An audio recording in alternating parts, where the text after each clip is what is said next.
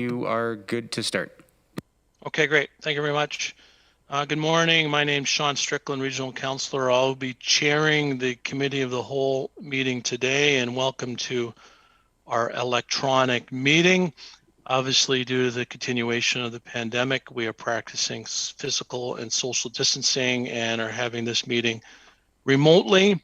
In an attempt to speed things up, we've assigned a mover and a seconder for all recommendations contained with the agenda.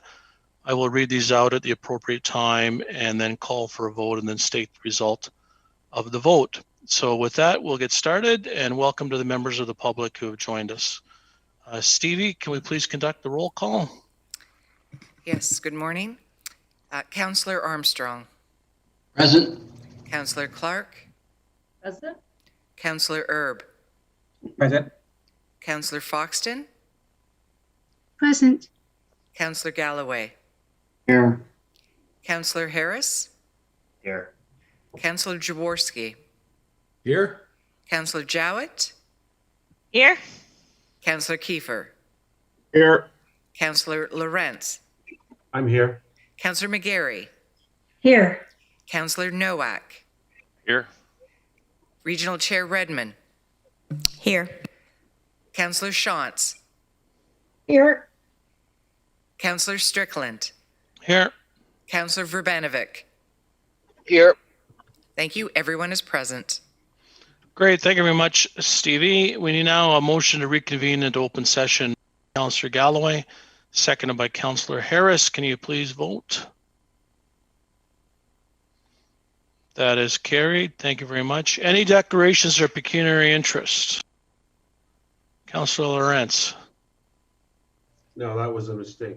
I was voting. That was a inadvertent hand. Okay, no worries. I don't see any declarations. Okay, delegations. We have one, Kevin Thomason. Welcome, Kevin.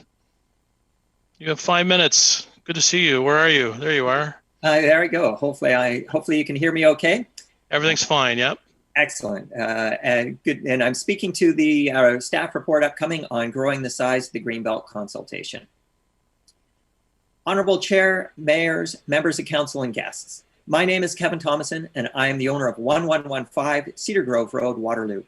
I'm presenting today in my capacity as Vice Chair of the Grand River Environmental Network, a broad consortium of citizens and environmental groups who are a proactive voice for the environment in the Grand River watershed. For decades, our members, along with thousands of other citizens across Waterloo region, have sought to better protect our environment and the natural features that we rely on for our groundwater aquifer recharge, such as the Waterloo Moraine and the Paris Galt Moraine. Personally, I have worked on the provincial Greenbelt for over 18 years and have also spent considerable time in Europe working on the European Greenbelt, spanning 15,000 kilometers across 24 countries along the path of the former Iron Curtain, helping them learn from our innovation and success here in Ontario. Unfortunately, despite myself and former Regional Chair Ken Sealing appearing before the standing committees at Queen's Park in 2005, Waterloo Region was included in the Places to Grow Act and targeted for significant population growth, but then left out of the accompanying Provincial Greenbelt Act. Thus, we did not receive any of the balancing environmental protections that most other rapidly growing GTA municipalities received. It was the worst of both worlds. The region and area municipalities realized the need to develop our own local Greenbelt-like environmental protections to balance this significant growth. And in the years following, we pioneered the environmentally sensitive landscape concept, our ESLs, the protected countryside concept, the countryside line, and many other visionary planning initiatives. Our local protections have been developed always anticipating eventual Greenbelt expansion, and they count on it for reinforcement as well as enhanced protection. If we're going to truly be world-class, all levels of government working together in an integrated, collaborative fashion. We need strong local protections, reinforced by strong provincial Greenbelt protection, where the strongest of either planning. Thank you to regional staff for this excellent report on the current provincial consultation on Greenbelt expansion. We would have preferred a positive wording for this report, stating that the region is supportive of Greenbelt expansion, provided certain concerns are addressed. However, the negative wording utilized, that the region opposes Greenbelt's expansion unless certain concerns are addressed, says a similar thing. And either way, we need to ensure that the issues the staff report raises are addressed. Be it aggregates, higher standards, better mapping, or ensuring that the strongest level of protections prevail. These are essential components that the province has to get right. And the regional staff recommendations in this report are all strongly supported by the Grand River Environmental Network. As well, the province needs to be far more ambitious with its Greenbelt expansion plans than just some of the Paris Gulf moraine and 2 small urban river valleys. The entire Waterloo moraine and our protected countryside should be considered for Greenbelt inclusion, along with many important areas elsewhere in the province, be it farmland, green space, water resources, or other things needing long-term protection from development. While it may seem that the Greenbelt is redundant in Waterloo because of our strong local protections, we all know that multiple layers of protection are best. For municipal and regional governments, Greenbelt designation can provide long-term planning certainty. While there are aspects of our local protections that are stronger than the Greenbelt plan, such as our protections for significant grasslands and ESPAs from aggregate development, there are aspects of the Greenbelt plan that are superior, such as a stronger policy framework and higher minimum standards. And frankly, we need the best of both for an optimal future. While most of the public will never read an official plan, the public understands Greenbelt immediately. In an era where citizens are demanding more action on climate change and are increasingly concerned about water, farmland loss, urban sprawl, local food and green space, more than 90% of Ontarians support the Greenbelt and want to see it expanded. In conclusion, thank you for this staff report with the needed feedback to the province to ensure that our local visionary protections are reinforced and not threatened by provincial Greenbelt expansion. While this report might seem small, the long-term implications are huge. Hopefully, in the months and years ahead, we can have all levels of government work together on this long-sought expansion to Waterloo region for the best possible future quality of life here in our municipalities, across our region, and throughout our province. Thank you. Thanks very much. We do have a question, Councillor Jaworski. Thank you, through the chair to the delegate. Thank you very much to the Grand River Environmental Network for supporting the staff plan, except for the twist in the wording, but it's still the same. I always prefer to be positive. Yeah, and that's good. And Kevin, my real question to you is, in your presentation, you talked about provincial protections, regional protections, and it's best to have both. And do you feel that's because municipal protections can be undone perhaps by ministerial zoning orders or things like that? Is that part of the concerns that we really need as I think you called it, the best of both worlds? Yeah, indeed. The MZOs are certainly a new element that have arisen, I'll call it, with alarming repercussions in the last few months. And we see some municipalities, such as the township of Pecuniary, that previously opposed Greenbelt expansion into their community, now actually coming out in favor of Greenbelt expansion simply because they see it as a way to prevent unwanted MZOs. And so far, the Ford government has been consistent in declining MZOs within the Greenbelt area. There's 7 to date that have been requested that they've refused. However, it's still always at the whim of a minister or a premier or whatever. And as we've seen, the provincial government isn't always the most reliable or the easiest to predict. So just because they've not done it in the past doesn't mean they're not going to do it in the future. I think in the end, the idea of multiple levels of protection is it prevents any one level of government from going rogue. And we've seen, be it at the United States presidential level, at municipal levels, at regional levels, we've all seen councils that have gone rogue at some point or another. And I think the idea, and certainly from a citizen's perspective, we need all our levels of government, municipal, regional, provincial, and federal, all working together and in concert and in tandem, and in some ways balancing each other. Because we don't know sometimes what the future holds. So I think that that's one of the things that we need to do here. And we've done a fantastic job here, I believe, regionally, getting our municipalities and our region on side. We just need to make sure that that missing provincial component is there, as well as the federal aspects, which I think we'll see increasingly as we roll into a green new economy and federal recovery after the pandemic. Excellent. Thank you very much, Kevin, for appearing today. Well, thank you. And thank you everyone here for your years of hard work and ongoing efforts. This is, as I say, it seems like a minor report, but in the end, its repercussions could span for generations. So it's something we need to get right. Okay, thank you very much, Kevin. I see no further questions. So thank you very much for your continued advocacy, Kevin. In your address, you referenced appearing before Queen's Park Committee in 2005. I think you've been advocating in environmental issues and been a strong champion of the regional Waterloo even before that. So it's always great to see you, and thanks so much for your ongoing commitment to our community and quality of life. Well, you're welcome, and thank you. And I represent a broad section of our citizens. I just happen to be their spokesperson, but don't underestimate the number of people behind this that are supportive of these things. So thank you, and keep up the great work. Great. Thanks a lot, Kevin. So we're going to move that report forward from page 85, and we'll deal with it right now. Moved by Councillor Jaworski, seconded by Councillor Jowett. We'll call on the question. All those in favor? Okay, that's carried unanimously. Thank you very much. Thanks, Kevin.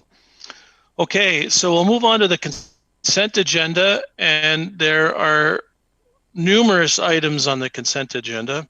Does anyone want to bring an item out separately? I see several hands coming up now, so I'll go with Councillor Clarke, I believe it was first. Thanks, Chair Strickland. Just a brief question about item 717. Okay, go ahead.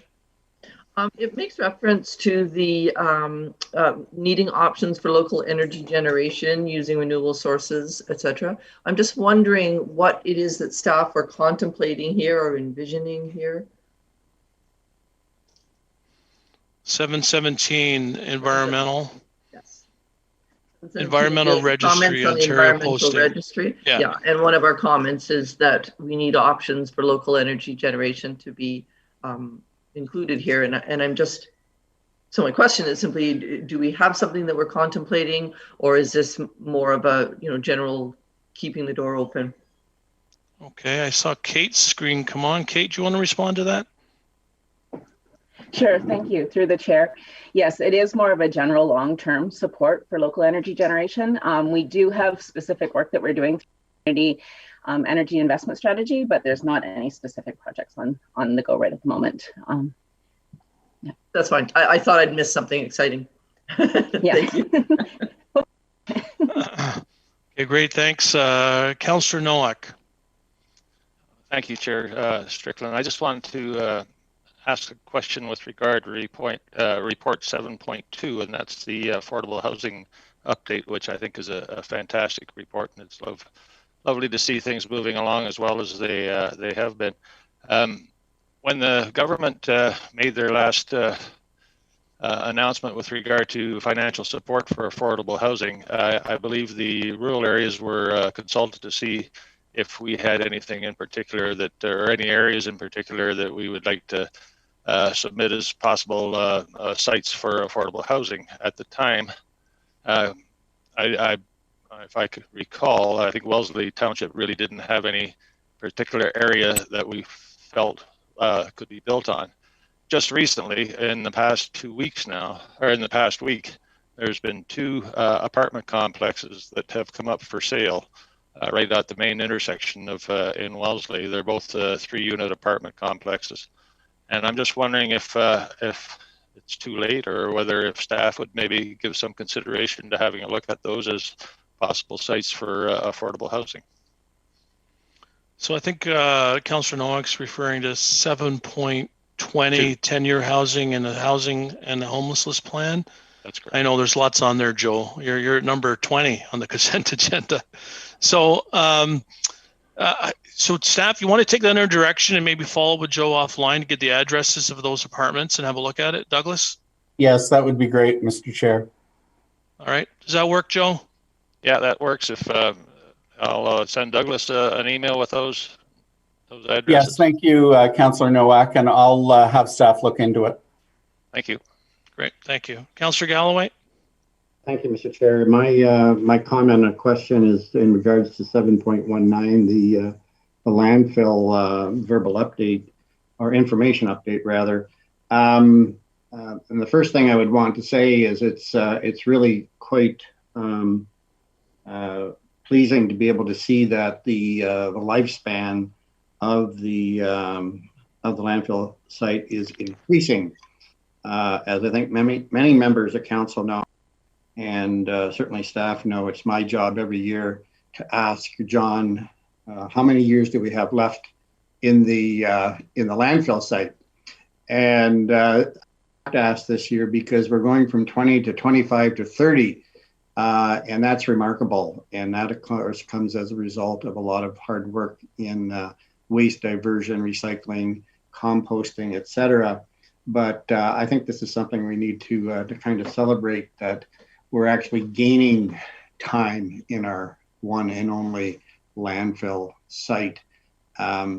It's something like trying to put off a pipeline to Lake Erie for water. The longer we can put off these kind of major infrastructure projects, there's a tremendous amount of cost avoidance that is certainly to the benefit of the taxpayer. So kudos to staff for this, and of course kudos to the community for engaging in recycling, waste diversion generally, and composting.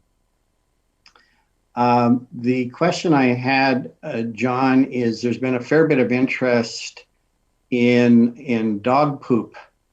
So I'm interested in whether or not we could get a report. As people know, the number of dogs has increased by 40%, I think it is, in Canada, particularly during the pandemic. And it certainly was a problem before and continues to be a problem. Some of the cities are already using collection type systems. And we do have this offer from a local company as well, which possibly is part of that conversation. But there's also now new scientific evidence that dog feces is not a good thing to be putting into compost, as many people do, or putting it into the landfill for sure.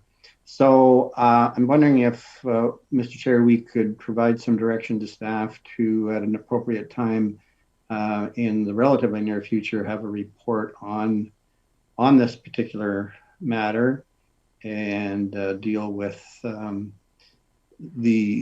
breadth of the issue, as well as the offer that we've received from one particular contractor in terms of providing some kind of service for this problem. And I realize, of course, that this crosses jurisdictional boundaries, because while we have the landfill and the waste collection system, the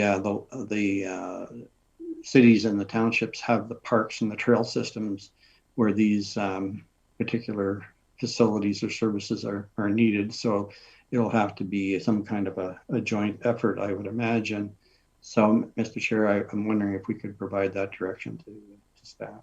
I see a lot of nodding heads, so unless someone is strenuously objecting, we can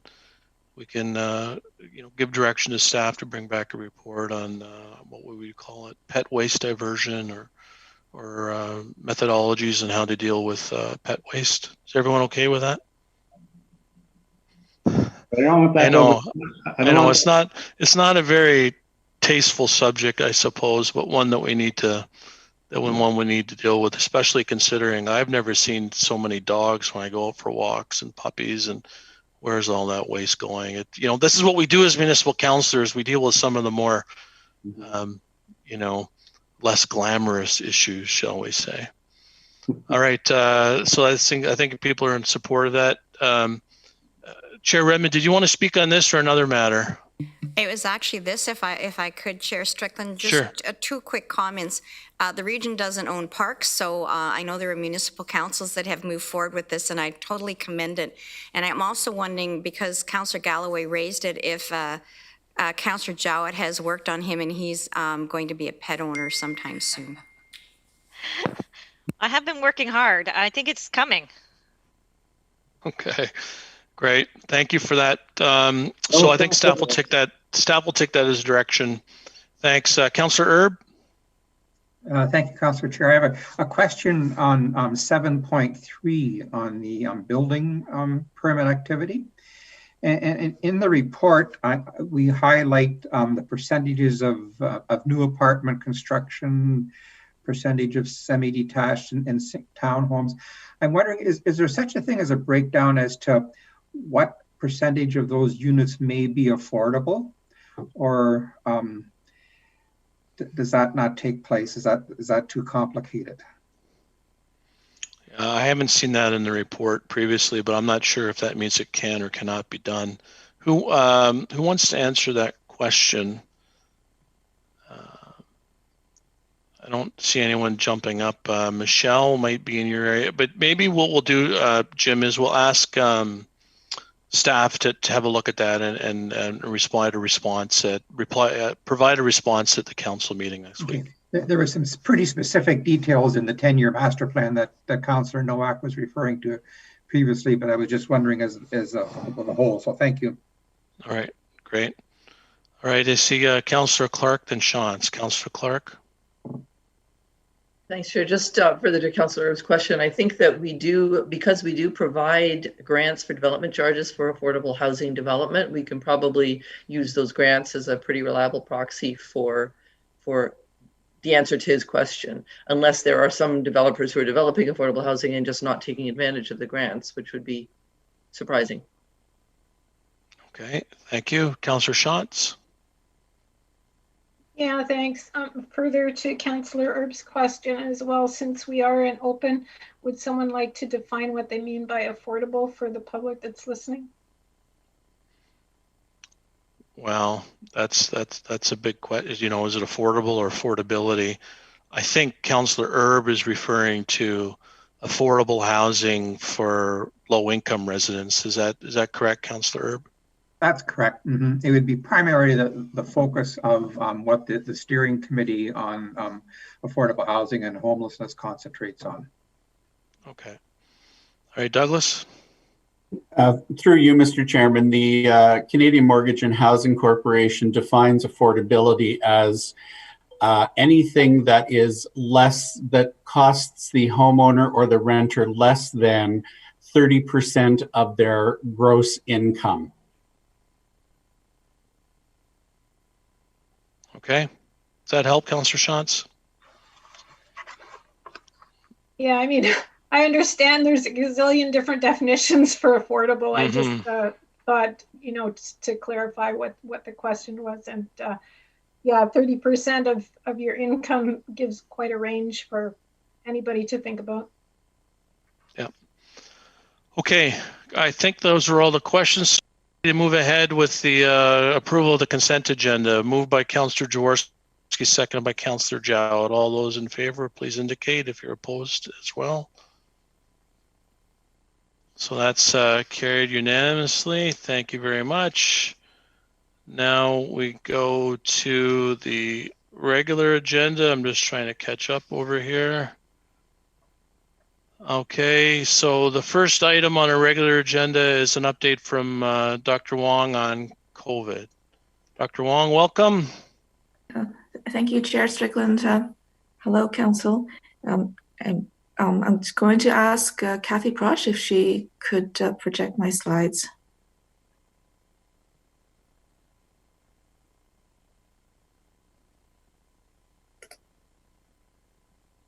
Thank you. And I'm seeming to have some technical difficulties with my own speaking notes. I'm sorry. We can see the slides, Shirley. Yeah. So I'll just yeah. Sorry, I was trying to bring up my speaking notes. So I think what I'll do is I'll just provide some verbal explanation to the slides. And what you see is we've started to increase in our local rates, like the large majority of other areas in Ontario and Ontario overall. So this is what we had anticipated may happen, and we are seeing this in Waterloo region as well. And Kathy, if you wouldn't mind going to the next slide. Apologies, I did have numbers in my speaking notes, but I won't have them now. So you'll just have to look at the slides. And so this graph shows the rate in Ontario, which is the orange line, and the rate in Waterloo region, which is the blue line. So you can see our rate is approximately half that of Ontario in general. However, you could also see that our rates are starting to climb quite significantly. And so this just reinforces the importance for all of us to follow the stay-at-home orders and other provincial requirements. And as you know, yesterday, the province has also made a decision to switch to online learning after the April break for an undetermined amount of time until such time as the situation overall allows for a safe reopening of schools. So I'm really sorry about the fact that I don't have the numbers for you. I'm really having some difficulty with the with technology on my end. So if we go to the third slide, please. Yes, so schools are switching to online learning, as I mentioned, and all residents are advised to continue practicing public health measures to protect against the spread of COVID. And we remind residents again to please stay home. And if you have symptoms, to self-isolate from household members and to make an appointment to get tested.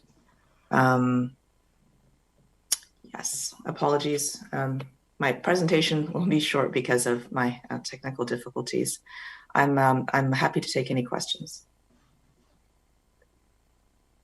That's okay, Dr. Wong. We get the message. We get the message. So I have Councillor Clarke, then Foxton. Sorry. Thank you. Can you hear me now? I keep getting a message saying I'm muted. Okay. This is a question for Dr. Wong, and it's not specifically about your report.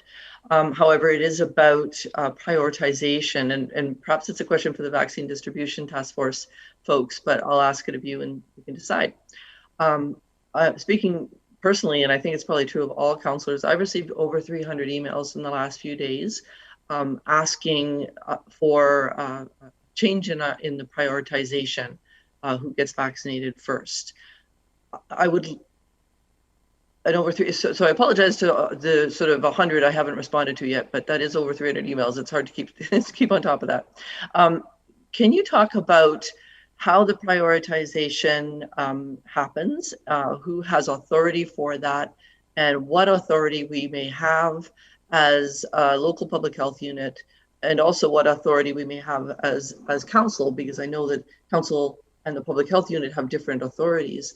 Can you talk about how those priorities are set, and what latitude we do have? Sure, I can answer that. So local public health unit areas, regions, they do need to follow the provincial framework.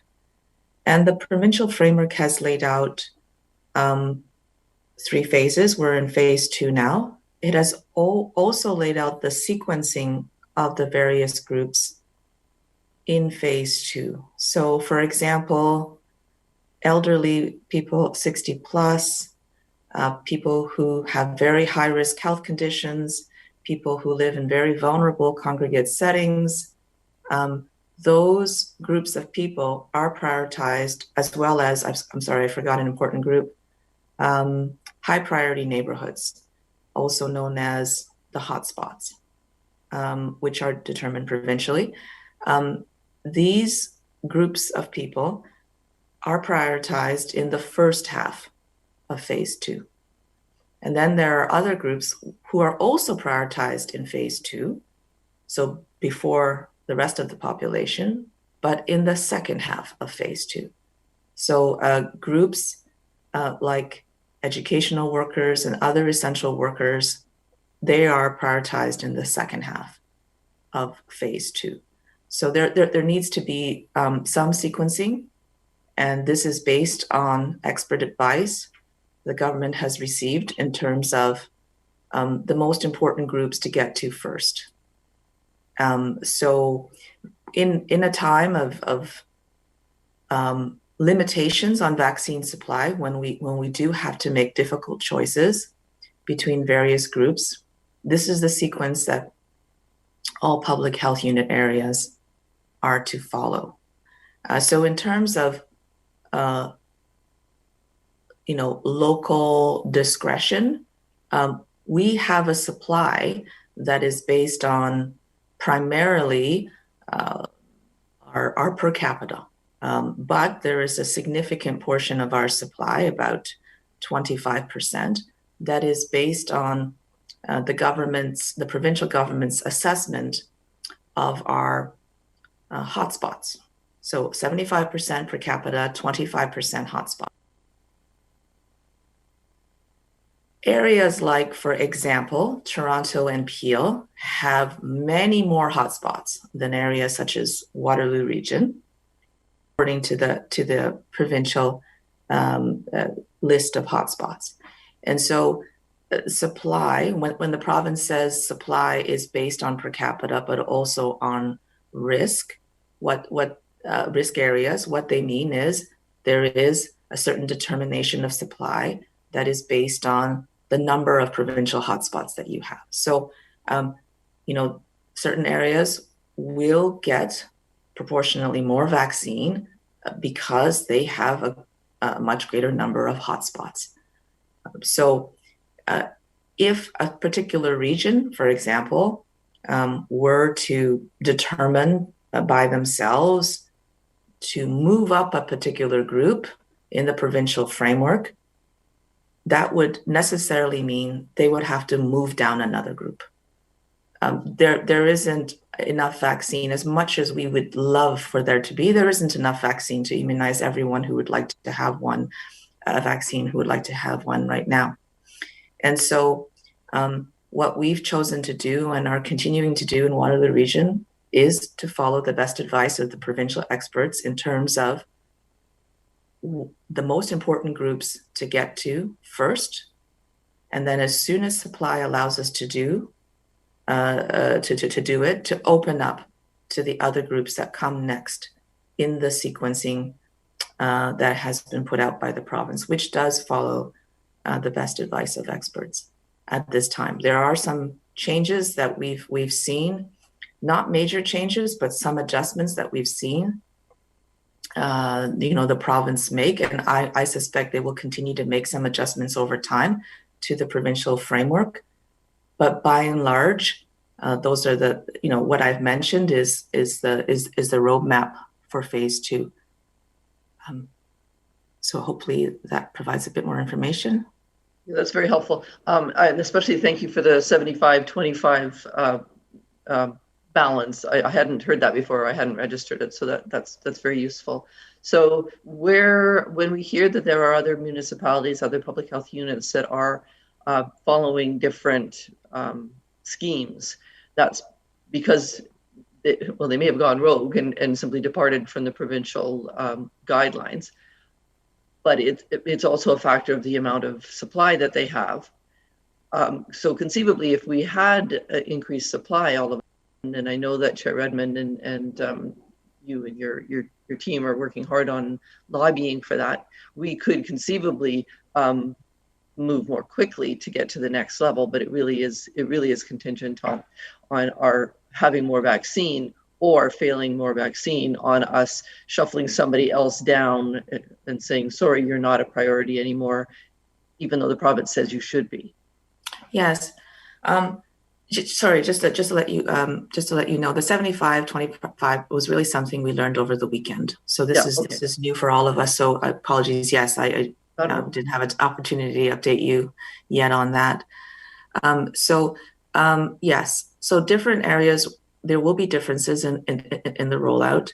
of different areas, and that could depend on a number of factors which aren't necessarily very evident to the general public, understandably. So, for example, some areas have their own booking systems as opposed to the provincial booking system, and because of that, they can open bookings to a certain group that appears to be earlier than others, but the expectation is that they've then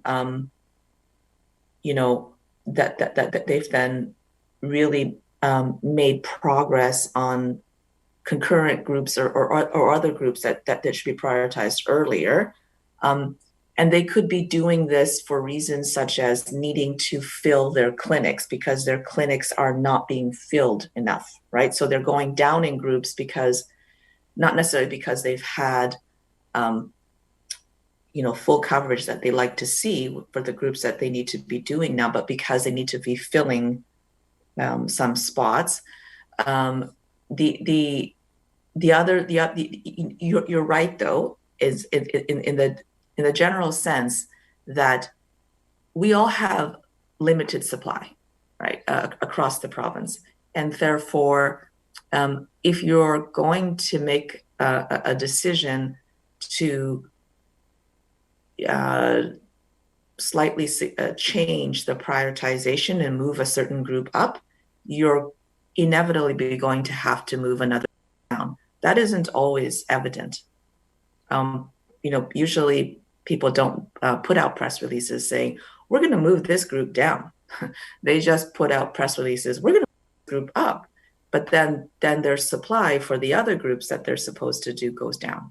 So they have to make trade-offs. And that's true. And that's not necessarily very evident.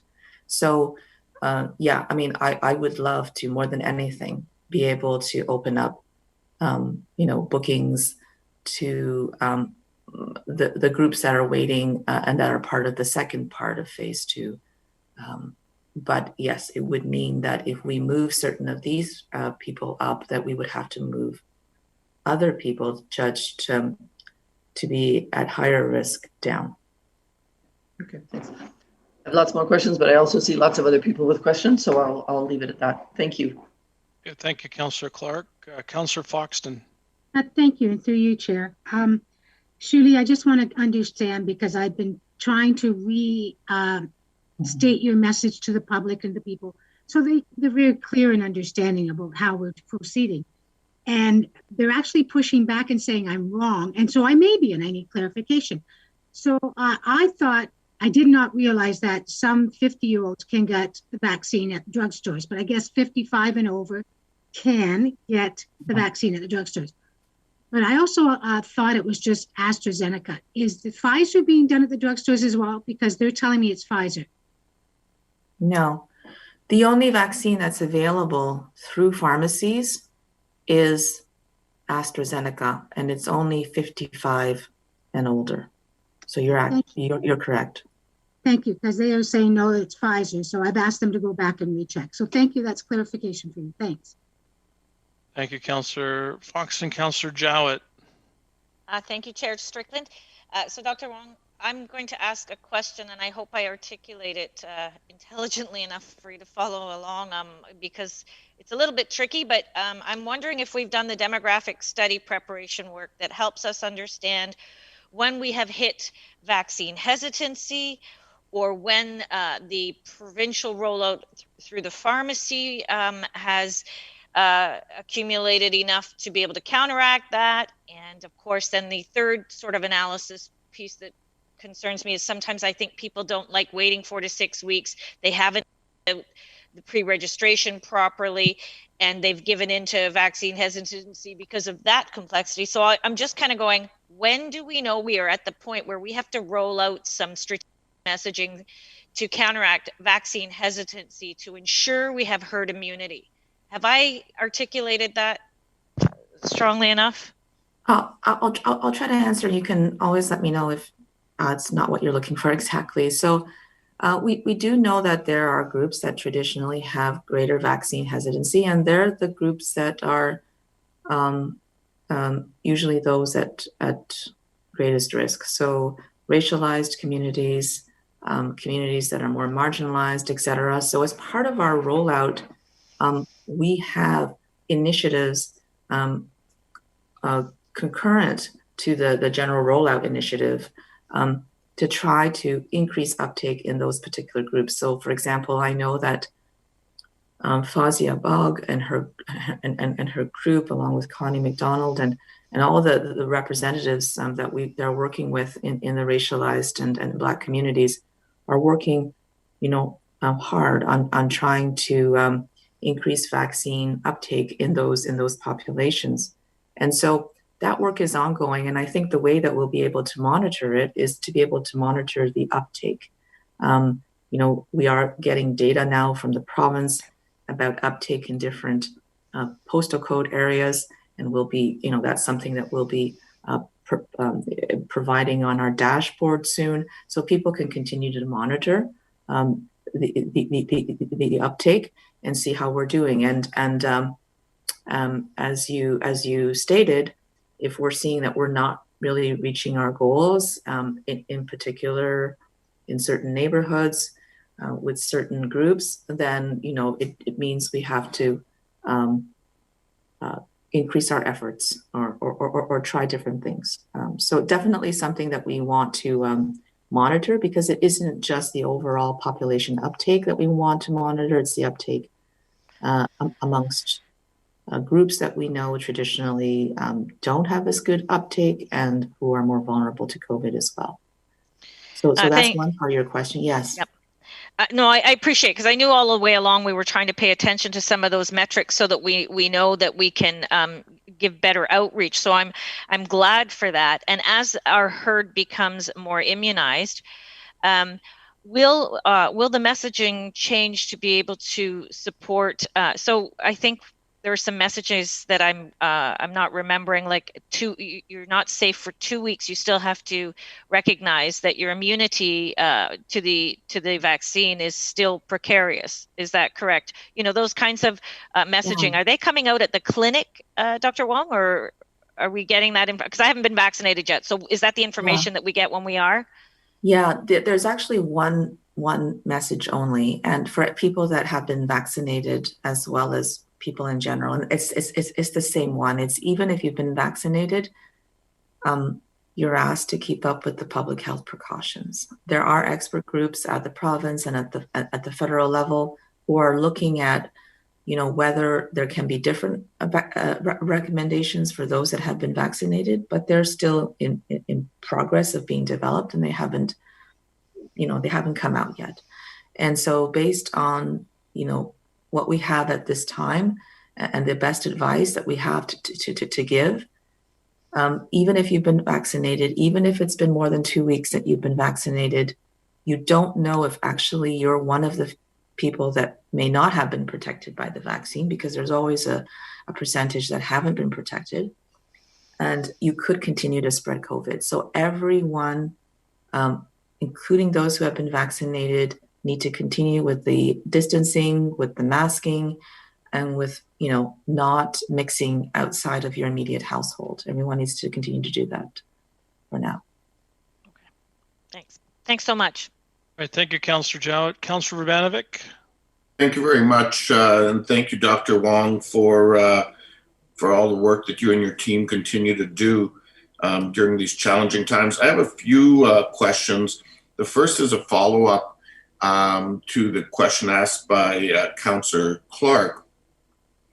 And I'm just wondering, there is some increased thinking over and above, various groups that feel that they should be prioritized. There is some thinking that there should be a move away from age-based and look at more at particular sectors as a whole. For example, those who can work from home versus those who can't, more broadly. Is there any discussion going on from a public health point of view around how that may, whether that's a good approach, and in fact, it is. Are we advocating for that with the province? Thank you for that question, Councillor Urbanovic. I would say we're actually doing that, and the province is doing that. And I think it, let me back up. Age is the most important determinant. But when we talk about age, we're talking about the elderly. We're not talking about, you know, going down age bands all the way to 18. We're talking about covering our most elderly and most vulnerable. And we have done a good job, you know, as has most of the province to date for those age categories, 80 plus, 70 plus, and now 60 plus. We have that on our dashboard now in terms of monitoring, you know, how much of our 80 plus population we've covered, how much of our 70 to 79% population and onwards. So 60 and above are still critically important in terms of making sure that, you know, they have good coverage. We also now with pharmacies, as Councillor Foxton mentioned, can do 55 and above. So that's going to really help us. Those pharmacies and those primary care practitioners that are delivering AstraZeneca to 55 and plus are really going to help us cover the elderly populations, in addition to the, you know, the clinics that the region runs with its partners. So there's that. And then as part of the provincial framework, there was always an emphasis on high priority neighborhoods or hotspots, as is the more common term used in the media or even by the province. So that's what we're doing now. And the province recently released a lot of data. And you saw that with the 3 first digits of postal codes that were released. It released a lot of data on, you know, what were the hotspots that they've determined are the most important in terms of coverage. And so we had already began, you know, planning for that rollout. And that's why when they announced it, we were ready to go in terms of opening our large public clinics to those neighborhoods, 50 plus, continuing with our plans to have mobile and pop-up to try to reach the highest priority populations within those neighborhoods. And, you know, they're planned for the second half of April. So we were ready to go because this was always part of the plan, that once we'd have the data, once we'd, you know which areas to target, we would be ready to go. So that's still in terms of other factor that's most important to take into consideration besides elderly age.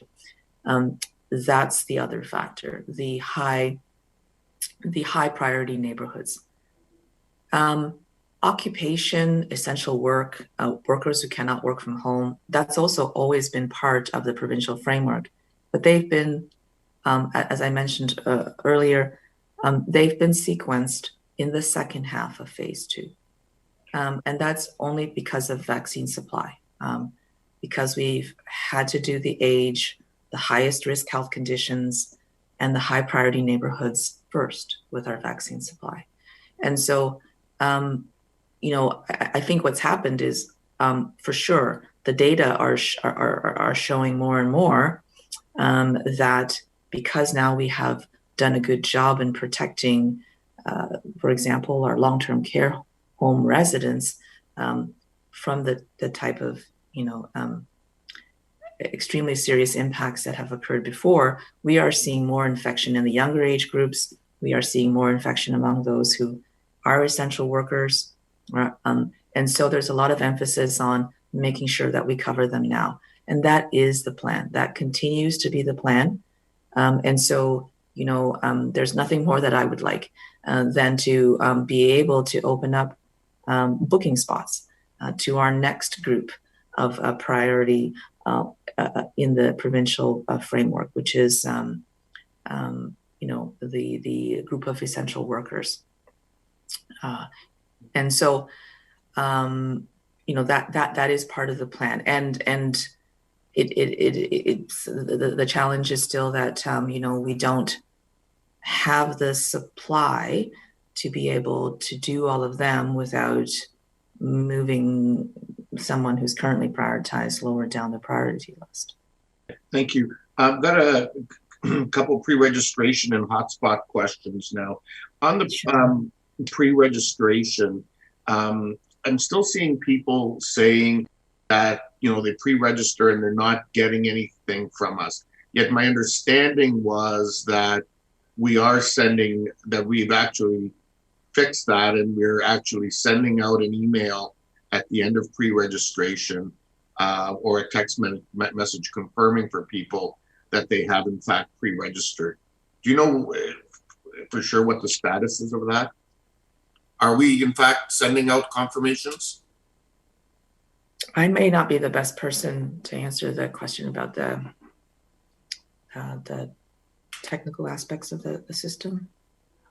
Okay, is there someone else from staff that can? Or Mr. Chair? Yep, Bruce, go ahead. Yeah, so my understanding is for sure when you register online, a screen pops up stating that you register, similar to other things one might register or purchase online. I do not believe there's a follow-up until you get a registration slot, when you get an email or a phone call. We have well over 100,000 people who had pre-registered, and well over 100,000 people who have received bookings. So I think what's happening is there's a lot of information in the register, in the pre-registration, and not I think what's happening, I know this is happening, that some people aren't picking up, that it may take up to 4 weeks before you get a call. There also was the issue with TELUS, where TELUS blocked their clients, and we have since addressed that, and those people need to register. So I think the general message is, if you haven't heard within 4 weeks, you should contact us, and that information is on the registration. Other than that, we are not hearing issues, with the exception of a small number of people who contact us after 4 weeks. So, I'm happy to provide more information in follow up to council. Yeah, if you can, Bruce, because I think I think the message, you know, from us needs to be is, if you're not at the end of your pre-registration, if you're not getting an email or a text back saying that you're confirmed, you know, not confirmed, but that you're pre-registered, that in fact. No, there's no response saying you're pre-registered. It comes up on the screen and says you're pre-registered. It confirms. There's not also a follow-up message from the provincial system. The follow-up message comes sometime within 4 weeks, asking you to register. So an email comes asking you to register within 4 weeks. So I think that continues to be a real source of concern for residents. It's probably the biggest pre-registration issue and question I get. Can we not fix this? Like we'll take it away. My understanding is, I believe it's a provincial challenge, but we will take it away, and I will get back to council. I don't know the technical answer. Yeah, I mean, as a former IT guy, I would tell you, if nothing else, we should be able to get a daily dump of email addresses that we have pre-registered, and, you know, put it through Constant Contact or MailChimp and send out our own email to people if the provincials, like, we don't need a rocket science solution to this. So if you can follow up, that would be great. Thank you. And the other question on pre-registration is, we know that in Dr. Wong, that in other areas, particularly the one next door to us, they've gone to pre-registering people 16 plus. I know in our case, we've been doing them in a more in a less aggressive manner, because it creates a big gap for people between pre-registration and the opportunity to actually schedule an appointment. But I think what we're starting to hear is folks just want to know that they're pre-registered, and these two pieces you know, are linked together. They want to know that they're in the system, that they're pre-registered, and then, you know, if it takes 2 months, fine, it takes 2 months, but at least they know they'll get it. Is there any further thought being given to actually allow more people to pre-register and simply change the timing within which they may hear about? So, you know, on the 60 pluses, we still may say 4 weeks, but on the, you know, 16 to 40 year olds, we may say if you don't hear from us by June, this is what you should do. I think the task force has made a decision, which I support, that we do not pre-register people 3 or 4 months out, because in actuality, or up to 3 to 4 months out, I should say, excuse me, that we keep it tighter. So we pre-register groups that we know, should be able to get an appointment within 4 to 6 weeks. Oftentimes these people get an appointment right away, right? We're just saying the outer limit is 4 to 6 weeks. So we've just felt that overall it's better for client service, because then you get all these other calls from people that, it's been a while, like, am I still in the system? It's because it's been 2 or 3 months. And like, we just felt that it makes more sense for us here locally to open up to groups that are next in line, so to speak, rather than all the groups. What Wellington, Dufferin Gulf has done is they've opened it up to everybody. It's the general population. We're not there yet. In Ontario would reach that phase overall in the month of, the end of June, month of July. So we so far the decisions that have been made are that it's better for client service. But that's something obviously the task force continues to look at, and I don't know if Chris would like to speak to that anymore, but it's a choice we've made. Yeah, that's fine. I guess the only thing I would say is that we can solve this other email and registration issue, which would then give us the ability to semi-regularly do updates with people. I would ask that maybe the task force we look at that issue, because it is something, again, that increasingly I'm hearing from people, a desire to at least know that they are pre-registered and in the system, even if it means they have to wait. And if we're listening to the provincial and federal timing, we're in theory, within the next 2.5 months, everyone who, subject to supply, everyone who wants to be vaccinated should be. The last question I have is on the issue of when we're talking about people who can register, is it people who just live in those hotspots or people who also work in those hotspots? And I'm wondering if you can give an update on what we're doing with respect to pop-ups in those hotspots, because you did mention that earlier. Yeah, I might ask Connie McDonald if she wouldn't mind perhaps giving an update on that second question, but I'll start with the first one. So the hotspots, what the province has intended and what we're following is for people who live in those neighborhoods, because those are the people that generally have the greatest risk factors. In terms of the hotspot strategy, it's 50 plus in those provincial hotspots. For mobile, when you are doing a very targeted outreach to the highest risk populations in those high risk neighborhoods, it's down to 18 plus. Right. So that is the strategy, because you really, in terms of vaccine supply, you don't have, no area has supply to do a significantly greater number of hotspots than what has been determined provincially, because the supply is a function of the number of hotspots. But it's recognized that within those high priority neighborhoods, there are groups that are particularly, important in terms of making sure they have accessibility and that we're able to outreach to them. So for them, mobile clinics are designed to be able to cover 18 plus. So I might hand it over to you. Yes, Mr. Chair, through you, if I could add. Go ahead, Bruce. I'd also say it gets back to what Dr. Wong said earlier, that an area of the province or of the country could choose to vaccinate workers who live in neighborhoods like mine, say, but work in those hotspot areas. But again, it would mean bumping someone else, perhaps a next hotspot, residents who live in a next hotspot area. And these are the things that we wrestle with every day because of the limited supply. If we had more supply, we wouldn't have to make these, I don't know what we'd call them, these difficult choices. But because of the limited supply, it's causing all sorts of issues across the country, including here in Waterloo. Okay. And on my second part of my question, on sort of our pop-up approach. Connie? Thank you, through the chair.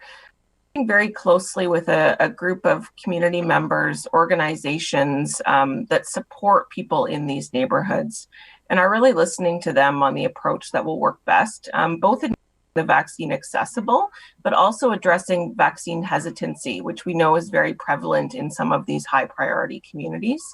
And so we expect to be able to announce shortly the beginnings of those mobile pop-up clinics. But I can say that they're being informed by the community itself, particularly representatives from Black and non-white racialized communities, who are helping us to better understand what approaches would be best in making sure that when we launch these pop-ups, that they're successful. Because I think none of us want to launch pop-ups and not have residents want to come to them. And so there's going to be quite a large focus on communication and engagement and helping families feel comfortable coming to be vaccinated in these sites, which is why it's important that they're going to be located in the communities where they're most needed, in places where residents feel comfortable and are used to coming. That's certainly great to hear, and I do know that one of the areas of concern have been, just folks in many of these areas often, are reliant on 2 or 3 part-time jobs, long hours, difficulty of going to one of our permanent sites. If you're not motivated already, it's likely. It's not likely to happen unless you make it really convenient. So I think the sooner that we can do that and working with our partner agencies to get that happening, I think is really important. Thank you. Okay, thank you, Councillor Urbanovic. Just a quick comment from the chair, if I may. Many of us are receiving those emails and telephone calls from folks who are concerned about being registered and not getting any kind of follow-up communication validating their registration. And I raised that several weeks ago. But I can say, based on my experience to date and with family members who've been vaccinated, even though you don't get that original email saying that acknowledging your registration, the system's working. And you also get a confirmation of when your appointment is. And so I think the message is we just need to be patient. The system is working. Be patient. You will receive your appointment notification within that 4-week window. And maybe just to emphasize that, Dr. Wong, how many folks have received at least one vaccination in one of the regions to date? Sorry, I'm just going to pull that up really quickly.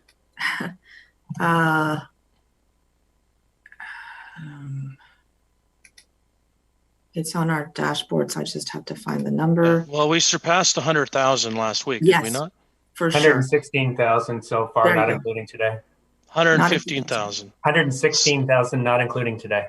Right. So the system's working, and that's what I'm saying to constituents and neighbors and everyone else. Just be patient. Sometimes there's glitches, and if there's a glitch, we need to deal with it, like TELUS is an example, but, it's rolling out. I think we need to exercise some patience here. So thanks for those questions, Councillor Urbanovic. Very important. I know anxiety level is high in our community. Councillor Shantz? Thank you. Probably most of my questions have been answered in one way or another, but I just wanted to emphasize what you just said, Chair Strickland, about the level of anxiety out there. Whether it's, excuse me, someone who has registered and hasn't heard, their friend. I got my appointment reasonably quickly. A friend in Kitchener hasn't. Same age group. So I wonder if you can talk about the criteria or kind of how the system does that prioritizing a little bit. And maybe you can't answer that exactly, but is there some way to give some reassurance about, just because you're in the same age category and you registered at the same time, that you didn't get your appointment for a week or two after? Like what is it in the system that does that? Is there a simple answer? I'll try, and maybe others can jump in as needed.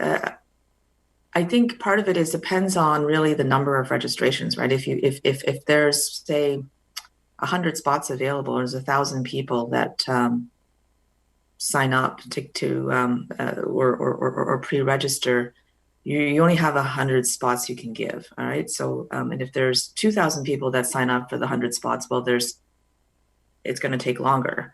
And we do continue to pull pre-registrations in order to offer bookings by priority. So if you're someone who, is, say, 75 to 79, you would get a booking earlier than someone who is 70 to 74. So we still, try to go by prioritization when you book, but we try to also time it such that when we've allowed you to pre-register, you should get something within 4 to 6 weeks. So I think it just varies by multiple factors, such as number of people that are pre-registering at any one time, number of spots that we have available in terms of bookings. So it's not necessarily always like, for sure, if you pre-register on this date and you're in this age category, you'll get a booking offer within this amount of time. I don't think we can actually predict, because but I think people can be reassured that we continue to offer bookings based on priority. So if I'm say I'm in the 70 to 75 category and we've dropped down to 60, should I be double checking my registration? Double checking. Should I be calling in and saying, look, I registered, I'm 70, and you're allowing 60-year-olds to register, so did you miss me? No, because what could happen is we do need pre-registrations to come in before we actually open up bookings, because we always need that flow, right? To open up bookings, but the people in the 70 plus group would still be offered the bookings earlier than the people in the 60 plus group, even though we've opened up pre-registration to the 60 plus group. Okay, I think that's the answer I was looking for. Thank you for that. And one other question, if I could, hopefully fairly quick. Earlier on, you answered some question about data neighborhoods. And do I understand it correctly that that there is provincial data that merges the regional and the pharmaceutical and primary care numbers together? Not yet. But the data that I was referring to is data about uptake of vaccine of people in postal code areas. So the province released that, I think the first iteration last week.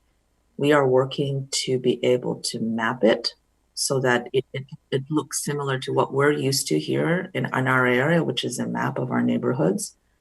And that should be on our dashboard soon.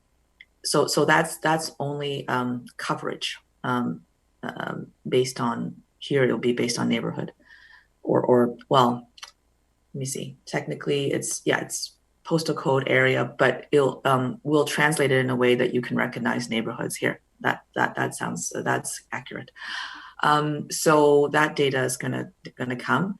In terms of the percentage of vaccine that's been distributed to our population, we still don't have the data about the amounts that have been distributed by pharmacies. We will get the data from the amounts that have been distributed by primary care. They will enter into our system, but we don't have data from pharmacies. And so our coverage of the population is currently underestimated, because we know that there are pharmacies immunizing our residents now, and we don't have that data yet. But the province has promised that they will get that data to us as soon as they can, and then we can add that coverage to our overall population coverage on our dashboard. Okay, thank you. And just encourage you again, if there are areas in our jurisdictions that you want us as mayors to send out messaging to, let us know. Thank you.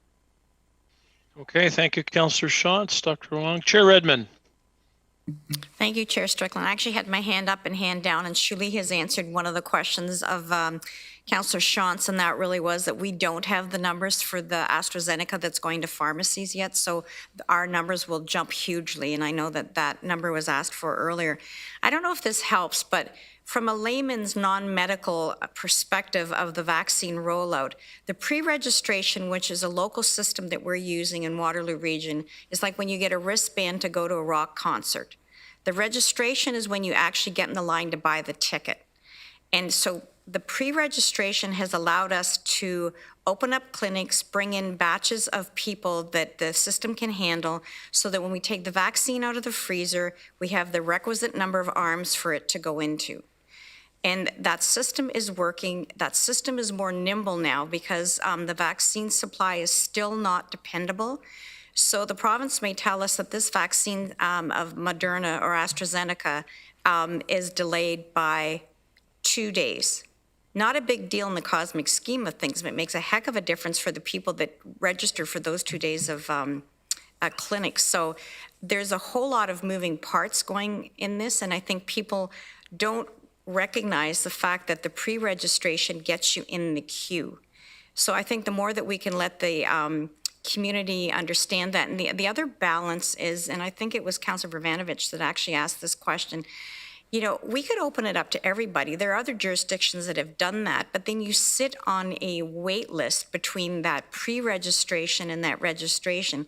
And that's very anxiety arousing for people. So the balance is when we can get people through the clinics in a way that is productive and effective and not create more angst because, you know, I may be, pick a group, somebody that at the end of phase 2 or phase 3 then gets in the queue, and I got pre-registered, but nobody's going to call me till June. So it really is a bit of a judgment call. And I think so far we have been very well served by our task force, which has done an amazing job. So I don't know if that helps explain it, but I just thought I would weigh in. Thanks. Okay, thanks, Chair Redmond. Councillor McGarry, and that'll, with your indulgence, be the last questions. We'll move on. We've got lots to deal with on the agenda here. This is important. Very good discussion, very important discussion, but we do need to move on. Councillor McGarry. Thank you, Mr. Chair, and through you to Dr. Wong. Thanks again to you and your team for all that you're doing. And it's just a point of clarification. If is vaccinated, the possibility is still there that they could be a carrier and infect others, even though they don't get it themselves. Is that correct? Mm-hmm. Mm-hmm. Okay. So yeah, that's a yes. Yep. Thank you. Okay, thank you. Thank you very much, Dr. Wong and your team and all of the regional staff who are working on this. And, just keep those numbers going. The way out of this is through these vaccinations, and 116,000, not including today, is a good number, but we want to get that up to around 500, 600,000. So thanks very much. Keep it going. We got a ways to go. Thank you. Thank you. Okay, so two more reports to deal with, I think, and then we'll have a break just before the airport report, if that works for everybody. Okay, so the next, we have a presentation from the Crime Prevention Council. Deb Berge. Deb, are you online?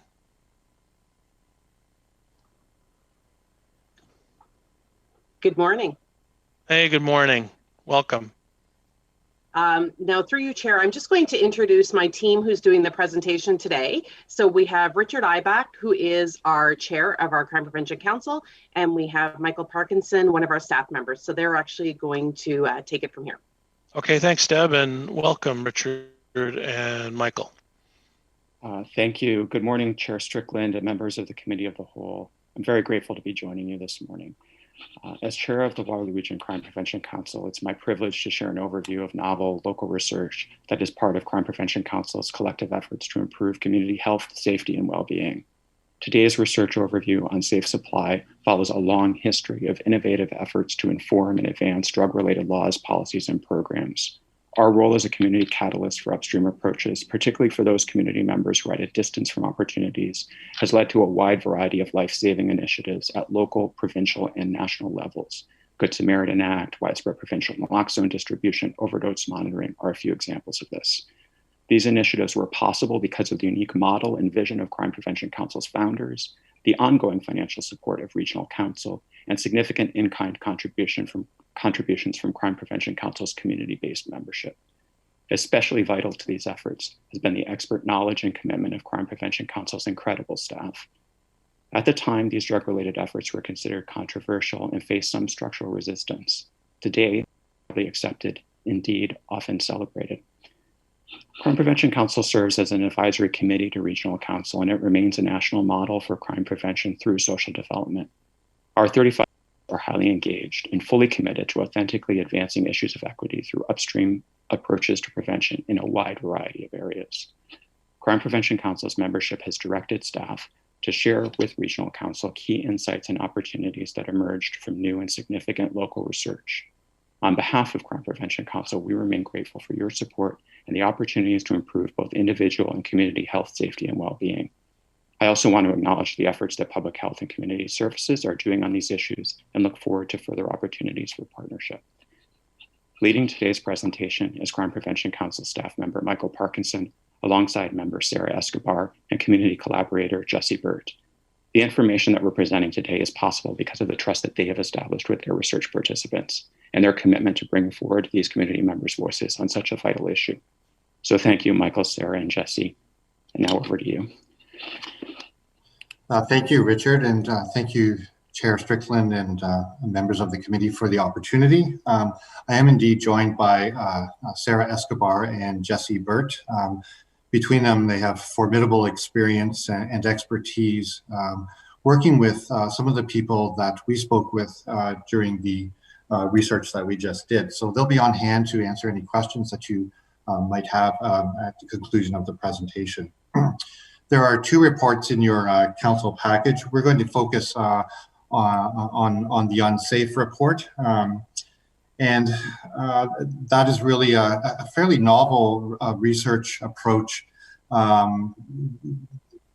with people who lack stable housing and regularly consume unregulated drugs. And there's a third report in the pipeline that we hope to share later this year.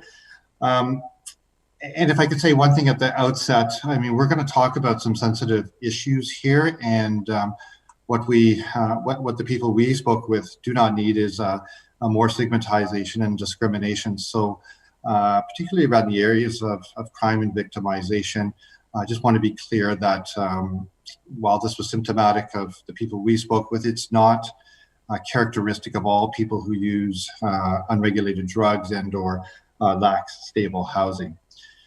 And of course, the overdose poisoning crisis, other than COVID, perhaps the greatest acute health crisis of our times, is the main consideration here, but not the only one. We were interested in looking at a whole range of opportunities to improve both individual and community health, safety, and well-being. And for elected officials on the call here, we know you get those calls from constituents about crime and loitering, issues of disorder, complaints from downtown areas, and that's true in municipalities right across Canada as this sort of drug-related crisis continues to accelerate, and we've certainly seen that throughout 2020 since COVID began. So it's not just about the drugs, but it kind of is. And on the right side, this is the coroner estimate for the number of unprevented poisoning deaths in Waterloo region. It's 145 people. The primary driver here and right across Canada, of course, is the opioids, and in particular, all the fentanyls, all the bootleg fentanyls that have seeped into the unregulated drug market. And you can see the line is going the wrong way. This data is to November of 2020. And fentanyls are, like I say, primarily the main driver, but for at least half of the people, they're mixing substances as well. And if you're like me, you'll be wondering, like, well, what kind of market economy would produce substances that kills people, and what kind of people would knowingly consume unregulated substances, knowing that there's a high risk of death and injury. And I would say for the people we spoke with, it was really about managing withdrawal symptoms, a medical disability in Ontario. But regardless, I mean, I would encourage you, it's perfectly rational behavior on the inside. From the outside, it certainly looks perplexing. So in Ontario, we're losing about 6 people every day to opioid-related overdoses. And those vertical lines you see there are times when the Crime Prevention Council has flagged the rise, the potential threat to health and safety from the bootleg fentanyls. First in 2008, when it was really prescription opioids that were of concern, and then in 2013, a year after OxyContin moved from the market, and then again in 2016 when overdose fatalities right across Canada began to really accelerate. We took a broad view, as I mentioned. Part of that upstream framework really considers the structural determinants of health. So we considered activities we called them acquisition, but these are all the activities that people need to engage in to fund the purchases of substances. We looked at the pharmacology of the substances, and we considered and heard loud and clear from participants about the impact of criminalization, and it's not all positive. And for criminalization, it's not just about the criminal code, but it's also about a culture of criminalization that permeates local society, affects service provision, who's eligible, who's not, what's permitted and what's not. And finally, we asked specifically about this concept of safe supply, and really looked to test to see if there were impacts for individuals and impacts in community. And think about people who are diabetic and rely on insulin daily. You need that to feel normal, if not survive. When you purchase the insulin, you get it from a pharmacy. You know exactly what's in that. The quality is guaranteed, and it's not criminalized. And if that weren't the case, people's lives would change dramatically. And it's hard from the outside to understand the impact of criminalization, but we tried to do that in this study here. We spoke to 43 people. It's a very good sample, primarily in the Kitchener area. It was a convenience sample. Jesse delivered many of the surveys, and like I mentioned, sometimes it was a challenging survey to do. It provides key insights for policymakers, for service providers, for funders and others. But again, it's not necessarily characteristic of all people who use unregulated substances. And next slide, please, Jesse. The people we spoke to, about a quarter of them were living in encampments. 3/4 were living in emergency shelters.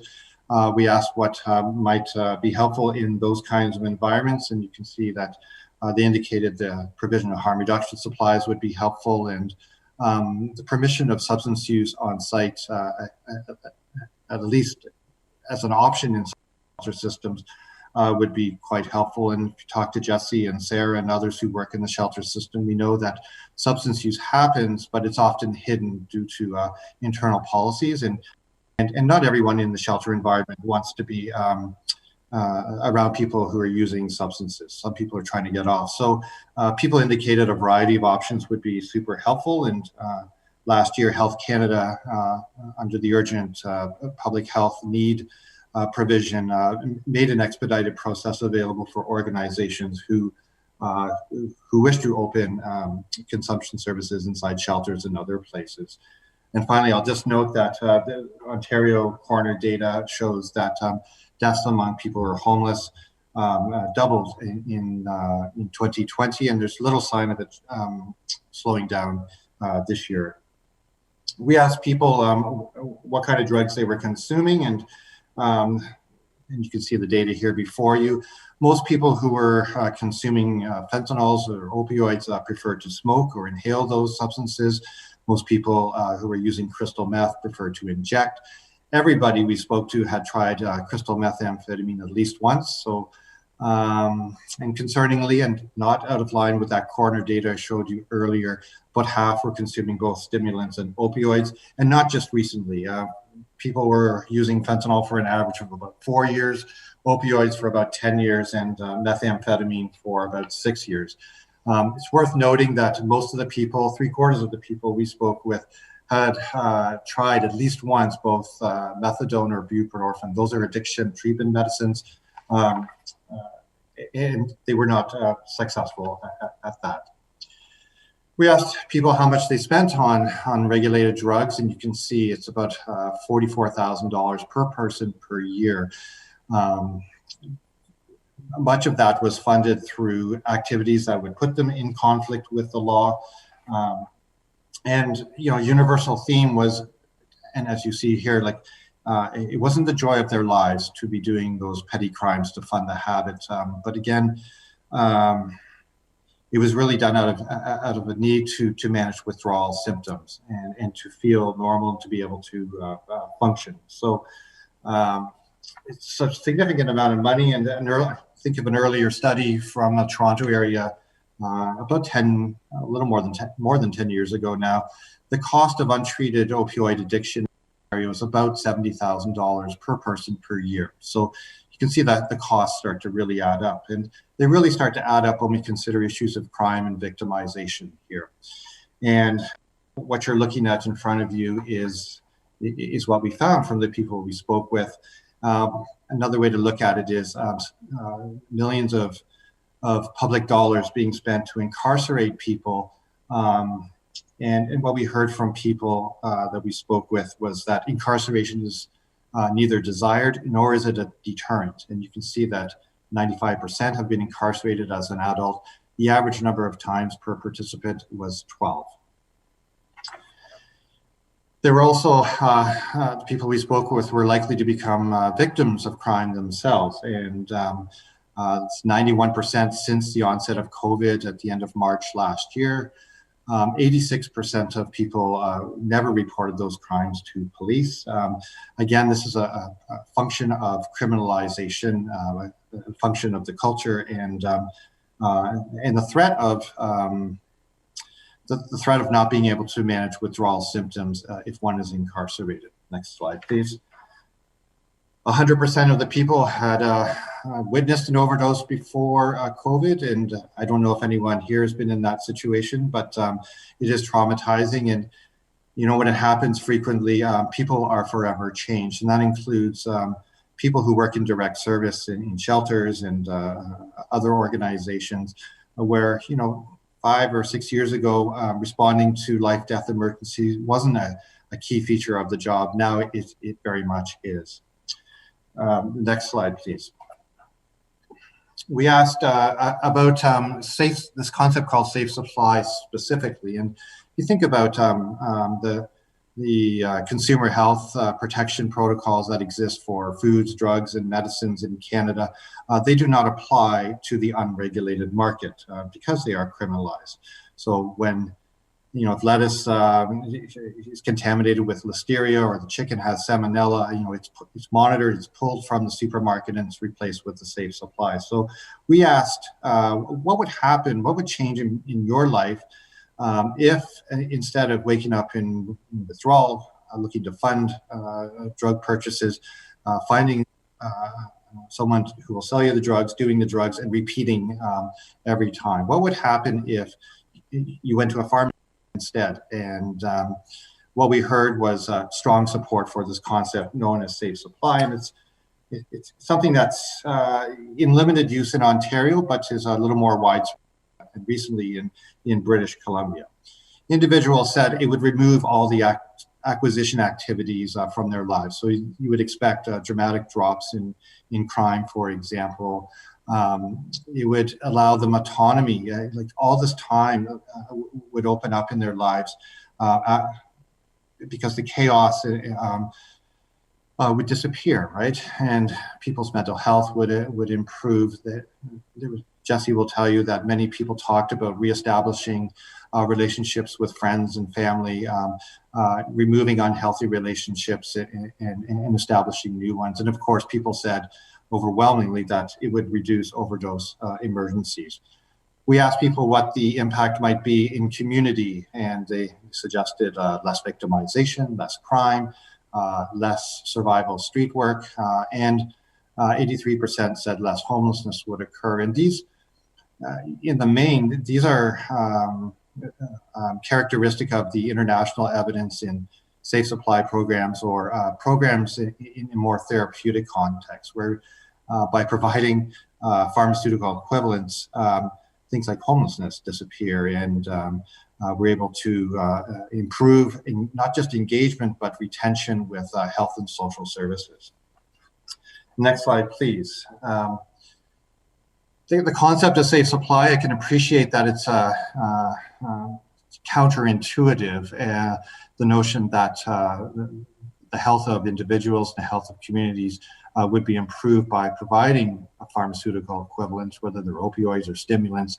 But that's what the evidence shows, and there is some strong support. In 2019, right here in Kitchener, the board of the FCM endorsed safe supply. Last year, the city of Kitchener hopped on board. The city of Waterloo has made some resolution calling for a reformed drug policy. Our local drug strategy has the College of Physicians and Surgeons issued a statement late last year endorsing safe supply as an alternative to relying on that toxic and unregulated drug market. And then, of course, some efforts in British Columbia, Health Canada, and some limited funding available through Health Canada. So in a nutshell, that is the unsafe survey.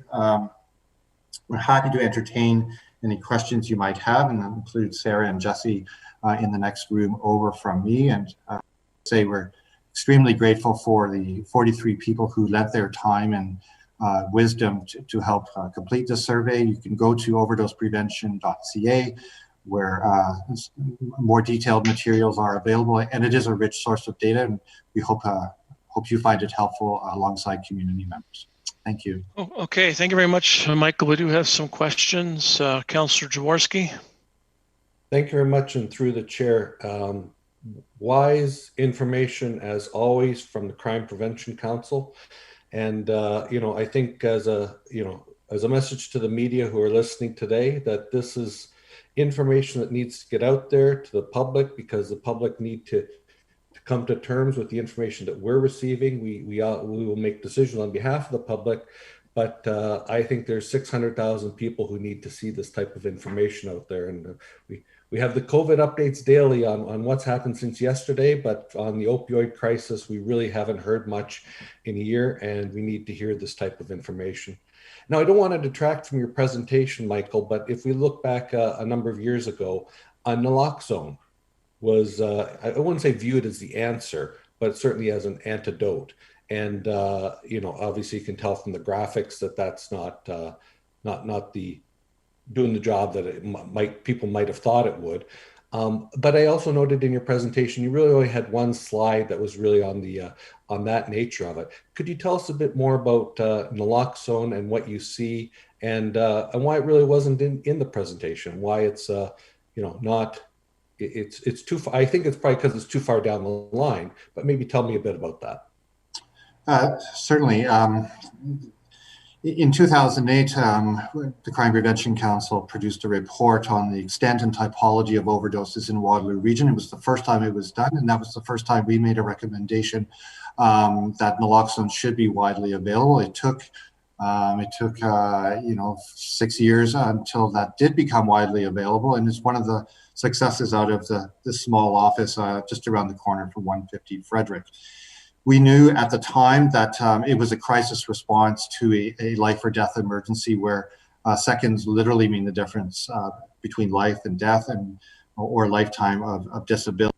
And I think, the impact of naloxone, I think paramedics would agree, and others, that it has helped reduce the number of deaths. It has not intended to reduce the number of overdose emergencies. And those overdose emergencies are primarily due to a thoroughly toxic and unregulated drug market. So I think we're all grateful for the efforts of public health and a wide police, paramedics, and others in the not-for-profit sector for continuing to use naloxone because, for a few cents, you can save someone's life. And I have experience, and Jesse and Sarah both have experience that way.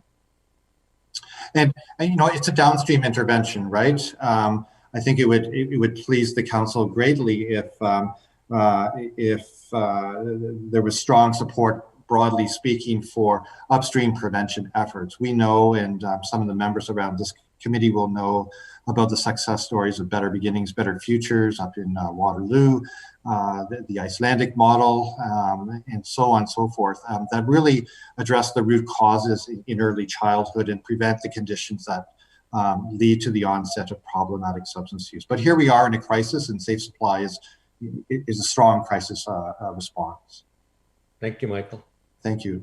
Councillor Galloway. Thank you, Mr. Chair. Well, thanks very much, Michael, for the presentation, and thanks for the great segue into the first thing I wanted to say is the upstream stuff to deal with the root causes, and hopefully the initiative that came out of this year's budget will go forward in that particular manner. But dealing with this particular problem, and I think maybe I want to direct the question to Jesse or Sarah, because they're the ones most familiar with the 43 people who completed the survey, and I imagine that was a challenging thing to do, as you indicated.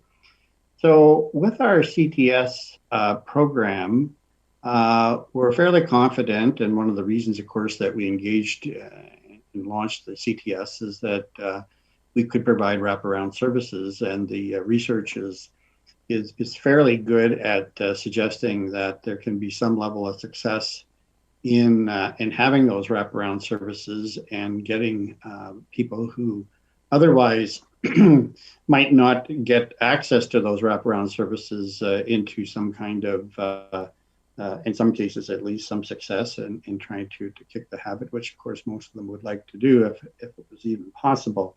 So in regards to the unsafe or the safe supply issue, is there the same evidence from the perspective of the 43 that it would lead potentially to, if wraparound services were also provided in some manner or another along with the safe supply, that we could expect some success in changing people's lives significantly in terms of rehabilitation, et cetera? Yes, good question, Councillor. Yeah, so I had spoken to some of the 43 those individuals around this topic, and I've worked in this field now from different organizations for a few years now on the front line. But yeah, so essentially with the safe supply, how it's very similar to the CTS, where we could provide wraparound services, and that would greatly improve the outcome of safe supply. Essentially, because what we're saying is that it would provide so much stability to people's lives, so much free time, And so I got to have the joy of asking that question. Whereas like if you all of a sudden were given a prescription and all of a sudden your sort of hustle had ended, and every day you now knew what you were taking, and now you had all this free time, what would you do with it?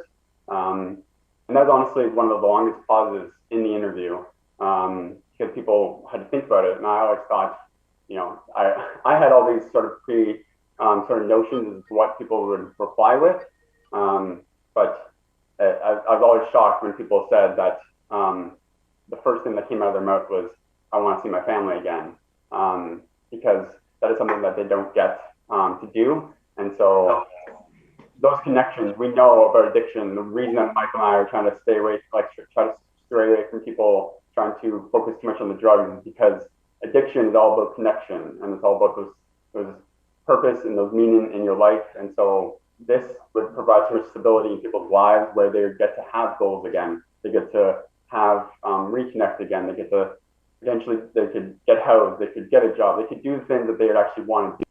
Now they can't in their certain circumstances. And so would this lead to sort of better outcomes in terms of like if a person wanted to wean off or want treatment? Sure. It's whatever ends up being whatever they want it to be, which is just exciting because we're essentially giving autonomy back to people. And yeah, and so I believe everyone has said that they all had goals and dreams that they have been put on hold for years and years and years because they had no choice. Oh, Sarah. Introducing Sarah. Game here, as you can see me. Hi, I'm Sarah, and I think to your question, first of all, I think if it feels like new things keep coming up and new programs are suggested, it's because the landscape is changing. Things are always evolving. The drug supply changes, the way that people use are changing.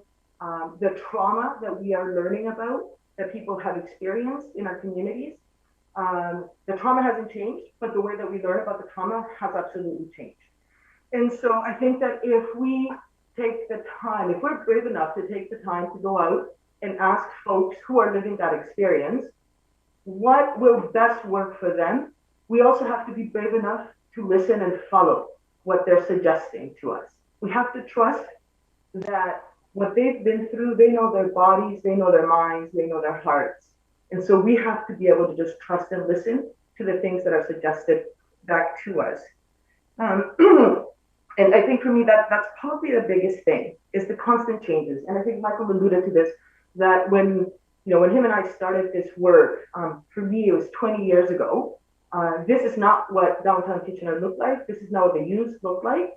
And so to have a council that's dedicated to continuously looking at the changes and exploring those changes and learning about those changes, but specifically be brave enough to go and ask the community what they need and what will impact them the best in their health and life, then I think that's where we need to go. We need to follow, we need to be brave enough. And I think that in this region, we have done that. We've shown that with the consumption site, the consumption prevention site, with naloxone. Naloxone for us was huge when it was introduced into our community, specifically when folks told us that they wanted to learn. And that's what we were hearing from other communities as well. And that has taken us to this point. And now there's another change. We need to respond to that change again. So I don't know if that helps. Yeah, that helps, Sarah. But the other part of the question is, Sarah, you've been dealing with these people for a long, long time, as Jesse has as well, but you're longer. In the CTS, we have a captive audience. I mean, they come to the CTS, and then the wraparound services are right located there. How do you make the connection between safe supply and the wraparound services? If they're going to a pharmacy to get their safe supply, how do you make the wraparound services connection? What does the research or the models suggest you have to do in order to get the wraparound services provided to them? I think when we're talking about the safe supply piece, folks need to stay alive to make it to the Sure. consumption Yeah. site. And that's what we're addressing here, is that if folks can't stay alive to get there, then we're missing folks, right? And we're sort of missing a step. So to be able to provide a safe supply so that folks can actually live long enough to make different choices if that is what they want to do. So are you suggesting that the safe supply would be available at the CTS, or would they go to a pharmacy to get it and then consume on their own? Or is that, something yet to be determined? I think Michael will have a better answer for you. Michael, yeah, thanks. Yeah. There's a bunch of different ways that the programs could roll out, and probably a diversity is healthiest. In different communities, you see, for example, a fixed site through a community health center where some of those wraparound services are already in play. The patient will see a physician and they'll get the safe supply, but they're also part of an integrated sort of health team, if you will. Other models could work through individual physicians. We've seen that on a really, really small scale in Waterloo region. There are physicians who do it for all the reasons that we mentioned earlier. And so, yeah, a bunch of different models, Councillor Galloway. I think there's some locations out in British Columbia where they offer both of those services. It's supervised consumption, but it's not, safe supply is not dependent on supervision, for example. It's a lot like, in some ways, picking up your insulin, going home and administering it as you need it. And, to your earlier question about wraparound services and treatment, I think Jesse and Sarah's point is key, that settling all the noise and chaos in people's lives is very much a form of treatment. And when we look at engagement and retention in sort of more of a therapeutic context, it's extremely high. And people generally hit an optimal dose, and that is maintained. And over time, people start to, not everybody, but people start to taper off and or withdraw from the program successfully. So the absence of criminalization really opens up some of the ability to access those wraparound services in a nutshell. Okay, thanks to you, Michael and Jesse and Sarah for the report. Another great piece of work by the Crime Prevention Council. Thank you. Okay, thank you, Councillor Galloway. We have 6 additional speakers. Councillor Jowett. Thank you, Chair Strickland. Hi, Michael. It's very good to see you. Thanks, everyone, for some great work here. What a very interesting report. It's heartbreaking, the exponential growth we've experienced during COVID. I mean, when you really think about this, people haven't even been able to reach out and help these folks for sure.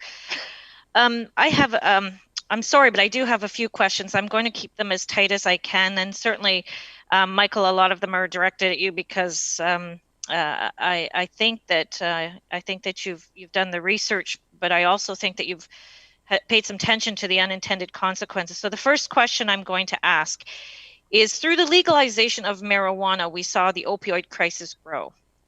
So when we consider safe supply rollout, and I'm not even going to get into the semantics of that right away, but see the safe supply rollout of something like an opiate that could, or a regulated drug that could support some of this, I worry about the prediction of revenue source replacement for criminal enterprises could be something more devastating. And I think it's something that we need to pay attention to. There's some warning signs that it could be human trafficking, organ harvesting, and many other things.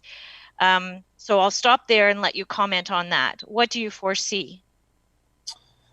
Well, I'm not sure if there's a correlation between cannabis legalization with strict regulation and escalation of opioid-related deaths. I think they might be two separate things, but it's early days since cannabis has been legalized and regulated in Ontario. And your point about replacement activities for criminal enterprises, particularly at senior levels, is well taken and worthy of consideration. I would say that in the main, if we were to develop some programs or initiatives in Waterloo region, it would be fairly small drop in revenue sources for some of those enterprises when you consider the broader, multi-billion-dollar context of the global drug trade, and it is global, right? And it is. I think the last UN estimate was just north of $9 billion annually. So, yeah, I think if we were looking at a Canada-wide type initiative, Councillor Jowett, that would be something I would encourage policymakers to pay attention to. The people that we spoke with, there's some trafficking going on. It's mostly subsistence. You sell a few points of fentanyl to be able to provide for your own habit. Thank you for that. My next question I'd like to ask again, Michael, is, it sounds like you've got your head around a few different rollout versions of what this could look like. And so the first question I would like to ask is, what currently are the wait times for treatment? Because my understanding of treatment and intervention is an absolute separation from environment. And that is where the recidivism increases and becomes healthier. So what is the wait time in Waterloo Region? Because we don't have our own treatment facility. And I do know that locations who do have a treatment facility, we are beholden to get some of those spaces. Yeah, it's a great question, and talked earlier about Federation of Canadian Municipalities, and there was a big city mayor's caucus. I think Mayor Verbanovich sat on that, and in their recommendations 4 or 5 years ago now, they called for addiction treatment on demand, that when someone is ready to enter an addiction treatment program, that it be there to serve them. And that's simply not the case, not just in Waterloo Region, but probably right across Canada. And the phenomena is, what's the analogy? If you show up at the hospital with a burst appendix and the physician says, oh, Councillor Jowett, you have a burst appendix, go home, we'll call you in 3 or 4 months. And in the meantime, don't act like you have a burst appendix. That's sort of the scenario that we're in when it comes to addiction treatment. And there have been some improvements through the rapid access addiction medicine clinics here that courtesy of the provincial funding a few years ago. But the wait times, you'd have to ask an addiction treatment provider, but we're looking at months, not hours or days. And so just another quick comment to that. There's a gentleman that a lot of people refer to all the time that boldly speaks to more than 90% of addiction can be directly correlated to childhood trauma. Do you agree with that perspective? I don't know specifically what the percentages are. I think it would be Jesse and Sarah's anecdotal experience that they are highly related. And, what's traumatic for one person is not traumatic for another. What is traumatic for one person can result in an addiction to substance use. For another person, it might be an addiction to work or physical activity. So, yes, there's a correlation between adverse childhood events and addiction in later life. And on the demographic slide in the presentation, we asked people if they'd ever been in government care as a child, and 35% of the people we spoke to had been, and that is a risk factor for addiction. And it speaks strongly, I think, in our view at Crime Prevention Council for early intervention and upstream prevention initiatives from in utero and throughout the lifespan. Okay, and final question. You referred to when we are weaning people off and how critical that is. And this is why I think we all know how important wraparound supports are for this, and certainly trauma counseling. If you look at a healthcare team approach to this, would that be something that you feel would be the strongest approach, with maybe a trauma counselor or social services supported by medical services, with a plan to wean that is very, and I get that people need individual sort of attention when it comes to addiction and trauma.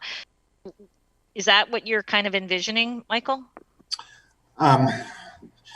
Well, that would be ideal for sure. I don't think it's a prerequisite for providing a safe supply initiatives, if only because the risk of death and injury is so high for people regularly using unregulated substances. to have some of those support services available almost on demand would be ideal.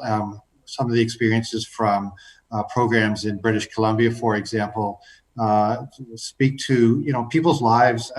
They settle down, all this time becomes available, and for victims of childhood abuse, trauma, neglect, all those things sort of bubble to the surface, and it's something that you would want to have a trained professional on hand to guide people through that, so we don't relapse back into using unregulated drugs, for example.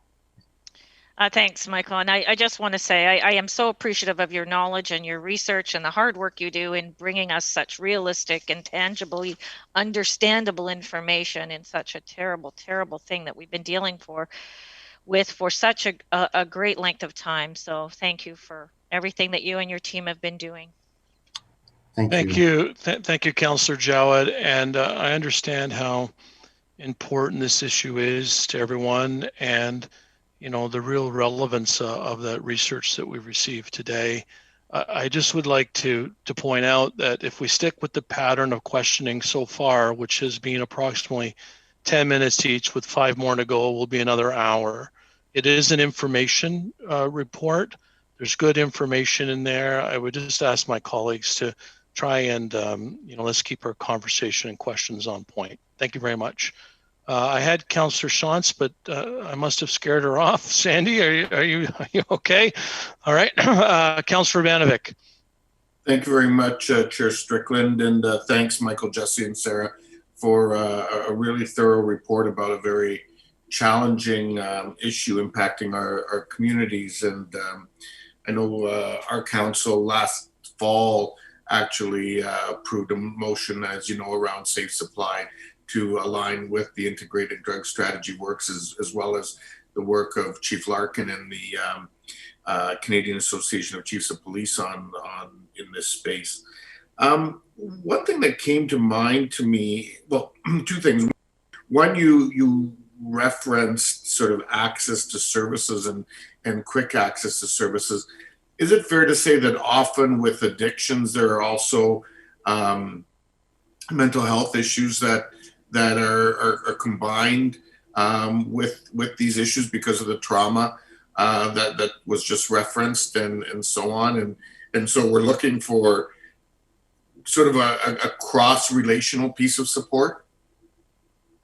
I think that's accurate. Sometimes mental health preceding substance use is in play. Sometimes following substance use is in play. It's not everybody, but there's a definite relationship, yes. Okay.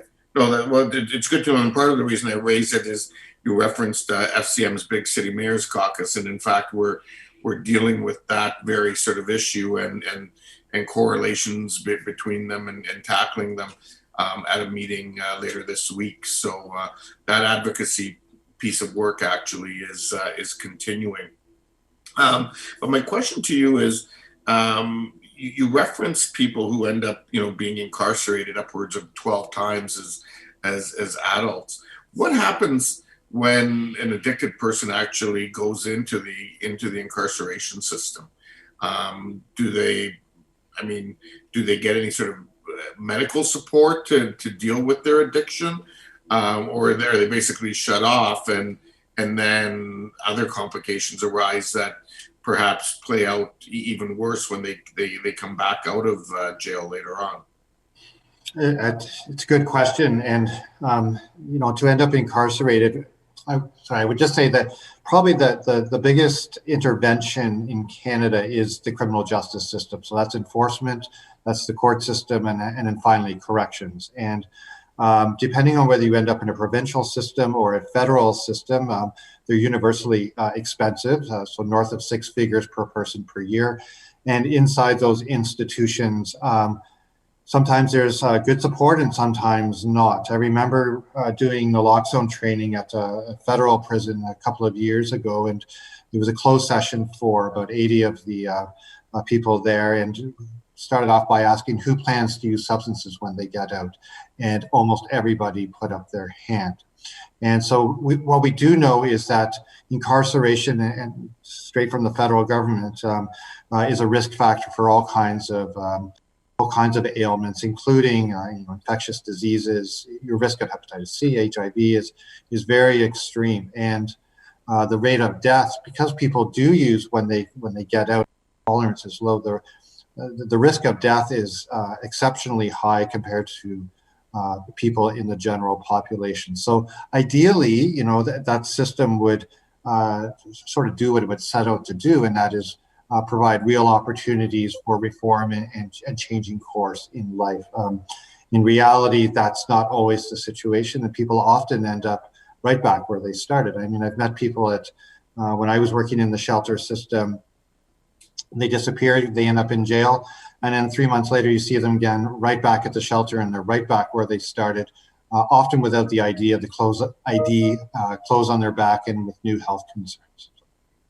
Okay, yeah. Yep. Thanks, Michael. That's it sounds like that's another piece that we probably need to do some work and some advocacy on as well. Thanks so much. Thank you, Councillor Vanovic. Councillor Kiefer. Thank you, Chair Strickland. Hello, Michael. Good to see you again as well. And I've just got a couple of quick questions. First of all, I really love all the work you and your team are doing and continuing to do. Extremely helpful. My question is that you mentioned the survey, or your team mentioned the survey was done just in KW, not in Cambridge. Just wondering, if there was a reason why that was. And then a second question that I have for you is I'd love for Cambridge to be on that list that you had there with Kitchener Council and Waterloo Council, and possibly Councillor McGarry might answer that when she comes up to talk. But anyways, I'll let you do some talking here. Thank you, Councillor Kiefer, for the kind words. I mean, it's a privilege to work at the Crime Prevention Council with the membership and with the staff and the support from Regional Council, and that makes all this kind of work very much possible. To your question, it was why we didn't end up in Cambridge was more out of a matter of convenience and during the pandemic. So it was convenient to do the survey here in Kitchener, and that's really the reason why. But there is a history in Cambridge around safe supply, and Councillor Jowett and perhaps yourself will remember the former coroner for Cambridge, Dr. Hank Nijkamp, being an advocate for safe supply because he was tired of putting toe tags on bodies. And while we found, north of the 401 is not necessarily characteristic of all people who use unregulated drugs and lack stable housing, I suspect it is characteristic of many of the people who are filling your phone lines and email inboxes in Cambridge. Complaints about crime and disorder and those kinds of things, concerns about overdose. And I've just put a cap on it before deferring to Mayor McGarry, but in places like Ottawa and Vancouver and other places, we see business improvement associations being strong advocates for safe supply for precisely those reasons. So didn't mean to exclude Cambridge on purpose. It was just a matter of convenience. Appreciate that. Just a follow-up question, Michael. Nowadays we all get all kinds of information on social media and people coming out and speaking out, and of course opposing, CTS sites and other programs. And they come up with these, this study says this and this study says that, and examples. And what do you say to people? Like I don't know as a layperson, whether they're telling me the study is authentic or what they're saying is authentic. What do you say to people like that? Or yeah, well, it's a phenomena, right? And just remind members of the committee that the Crime Prevention Council does, our terms of reference with council are in an advisory capacity. So you're welcome to reach out if you feel the need to do so. That's one thing. Second thing is I'm thinking of a global poll that 3M Corporation does every few years. And in a nutshell, at the last time it was administered, they found about a third of Canadians don't believe in science if it doesn't align with their beliefs. So that's pretty spooky for all of us, I think, on this Zoom call. And the third point I would mention, I mean, you can pick studies out to back up your beliefs. It's confirmation bias, I think it's a technical term for it. But if people really dig in, and safe supply might be one of those issues that really provokes a response. But if you follow the evidence and the wisdom of community, you'll land on, I think, support for programs like Safe Supply in the same way that we land on support for upstream prevention initiatives. So I wish you well, and do feel free to reach out if you think we can be of help here. Thank you very much, Michael. Okay, thank you, Councillor Kiefer and Michael. Councillor McGarry. Thank you very much, and I very much appreciate the work done by this council. I've been part of Crime Prevention Council since 2007, and do remember those days in trying to ensure that naloxone was provided not just by prescription or over the counter, but widely available. And that is a huge success, and we would be looking at carnage in our community that would be unprecedented without it. So I really do appreciate the work that we've done together on Crime Prevention Council to really lead the way that way. And I have a lot of questions that have been asked and answered already, but I did want to focus on a couple of things. With Safe Supply, it's a fairly new concept. It's one that I really do support, I think, for all the reasons that have been outlined in the report. And what I would say to my regional colleagues right now is that Kitchener and Waterloo are at a different phase in looking to weigh in on the opioid crisis. CTS site has been established in Kitchener. That does serve the clients likely in the Waterloo area as well. And it was not the time to be bringing it forward to Cambridge Council and our community, who is still wrestling with the CTS discussion. I found even when it was brought up, sometimes it was confused with what a consumption treatment site would offer versus a safe supply clinic. So that discussion will likely come forward, but at the moment, we needed to get this at least underway in our community. And really, it's just about what responses in a continuum of care are really going to assist those that are struggling with addiction. And as we've heard, many of it's childhood trauma. Many of it is life circumstances that people couldn't cope with, and others are addicted because of properly prescribed opioid medication. And we tend to forget those in the overall discussion. So Safe Supply is certainly something that I think is better outcomes for the victims. It is better outcome for our community. It would decrease the crime and some of the other issues that we see because of the unregulated supply, and for all the reasons that Michael has outlined here today. So my one question is, we haven't talked a lot about provincial policy, this provincial policy, and as a matter of fact, it's a safe supply clinic isn't necessarily supported, at least on face value, by our area MPPs in my discussions with them. So my question would be, how is Safe Supply viewed by our citizens? Because I can tell you that in Cambridge, there's many citizens that are very much against giving people drugs, which is how they put it. And how are we going to try and get this policy to be better, at least studied and considered by our provincial government? Well, that's an excellent question. I don't have a snappy answer for you. It's been my experience around the Crime Prevention Council table and working with community that often the really great initiatives that we sometimes take for granted now, that they started at a grassroots level and worked their way up. You know, before there was consumption treatment services, there were supervised consumption sites being operated by people who use unregulated substances. Before the province took on naloxone distribution after so much advocacy, there were less than legal pipelines of naloxone flowing into communities, and so on and so forth. So there's a role here for both community and perhaps members of committee who wish to advocate to the province to encourage support and share the findings from our research or other research. Provincial support would be quite helpful, but it's not a limiting factor per se. There's nothing to prevent prescribers from taking it on right now, except for perhaps some absence of resources and an Ontario formulary that is not up to date with the times in terms of the formulations and the dosages that are available to people with private benefit plans or on Ontario drug benefits. So,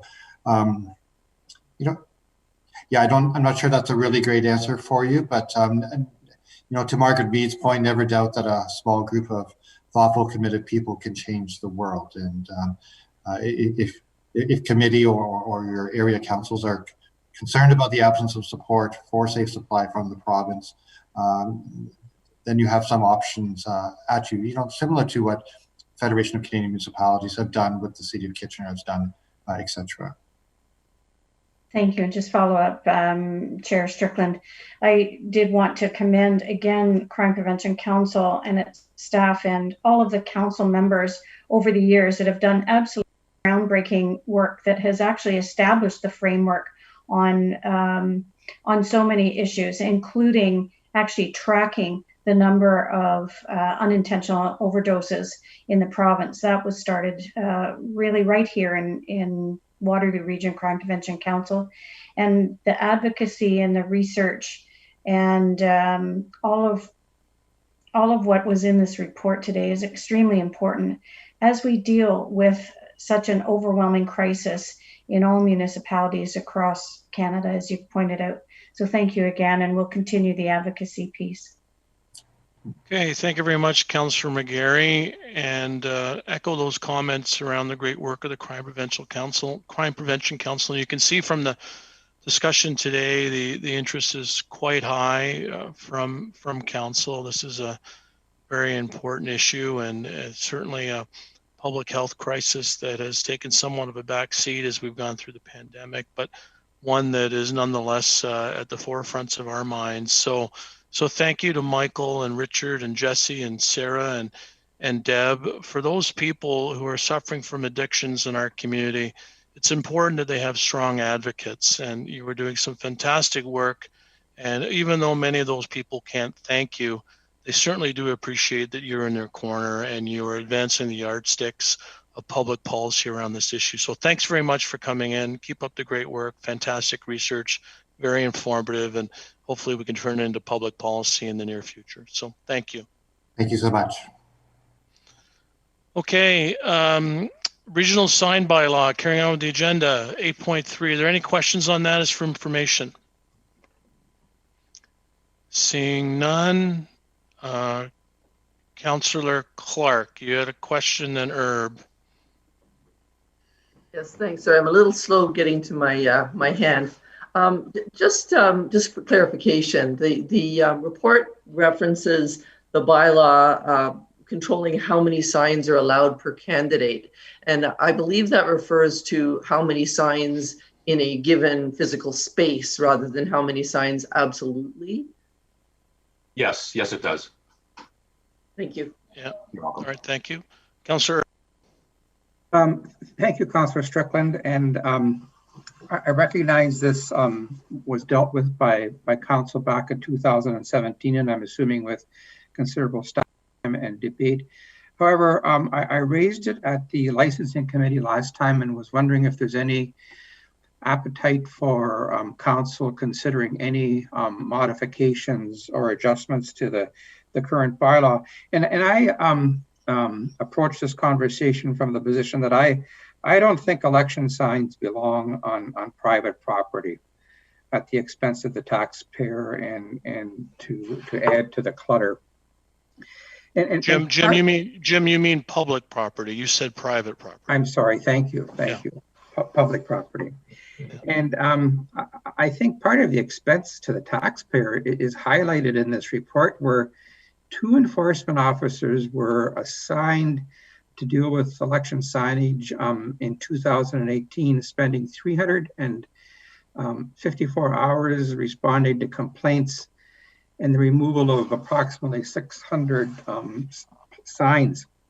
And I don't think, these numbers take into consideration the extra time and an aggravation it takes for regional staff to do maintenance, such as mowing and trimming around these signs, and the appearance and the clutter that it gives to the roadways. And then after election day, too many signs are not removed for an extended period of time. And for many candidates, especially those that are unsuccessful, I think the signs end up in landfill. And so, you know, I think opposite to what some people might argue, I think election signs on municipal property give an advantage to incumbents.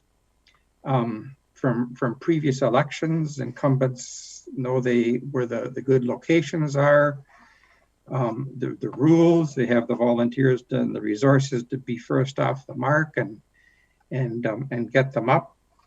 And the signage is a significant expense, and again, incumbents usually have the advantage of perhaps raising money than candidates that are new.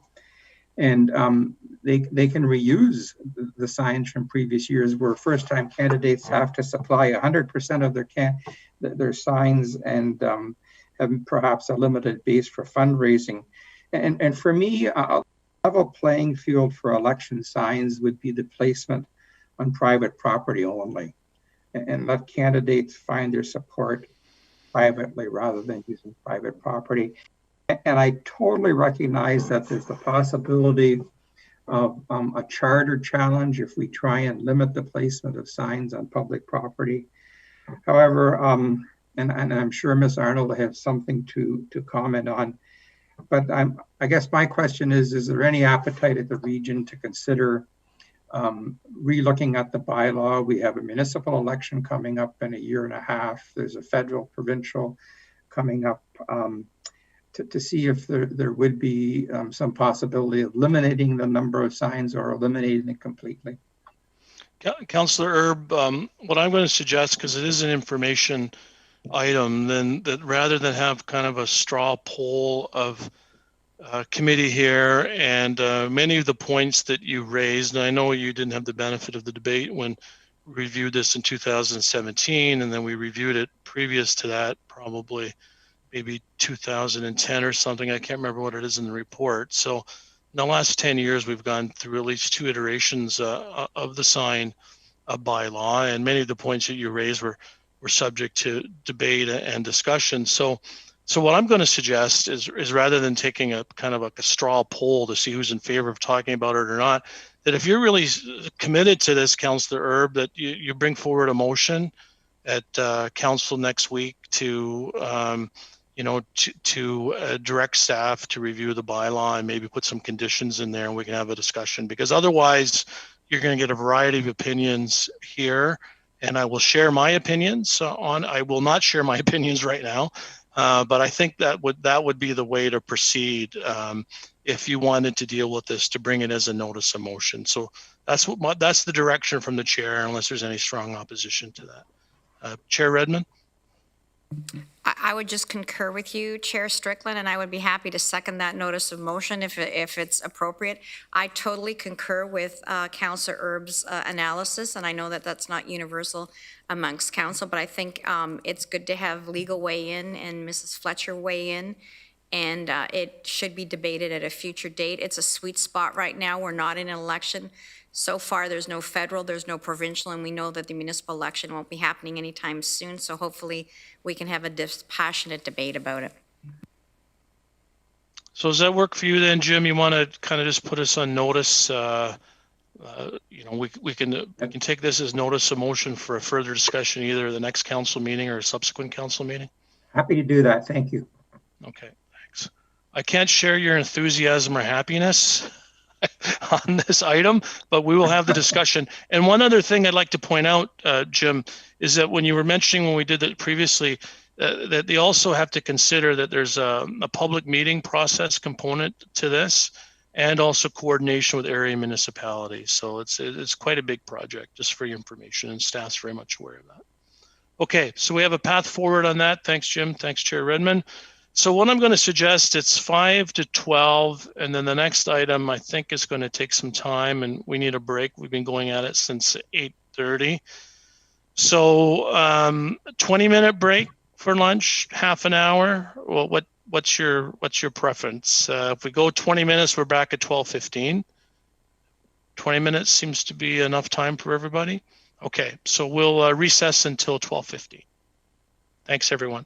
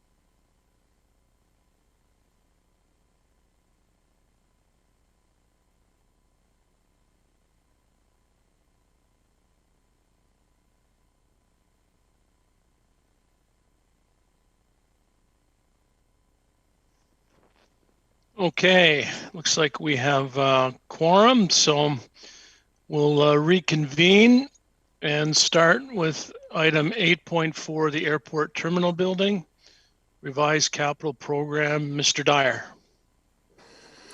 Yes, thank you very much, Mr. Chair. We have a brief presentation for Council this afternoon on the airport terminal expansion and capital program amendments. The report's on page 112 of your agenda. And we won't be going through all of the details in the report. The report outlines kind of how we got here through starting with the approval of the 2017 Airport Master Plan. We talk about the capacity of the existing terminal and of course the anticipated passenger growth, not only from Flair, but through Pivot and WestJet and Sunwing as well. And then we're going to jump right to the proposed solution and the financial impacts. And you'll note, Mr. Chair, there's a series of recommendations on the first page of the report. And from a procedural perspective, those recommendations, should they be approved by committee today, will then be considered at a special council meeting later this afternoon. And that is to allow the timely release of a couple of procurement packages. So I'm going to share my screen. I'm going to introduce you to Nick Walters. Nick is a project manager in our facilities group.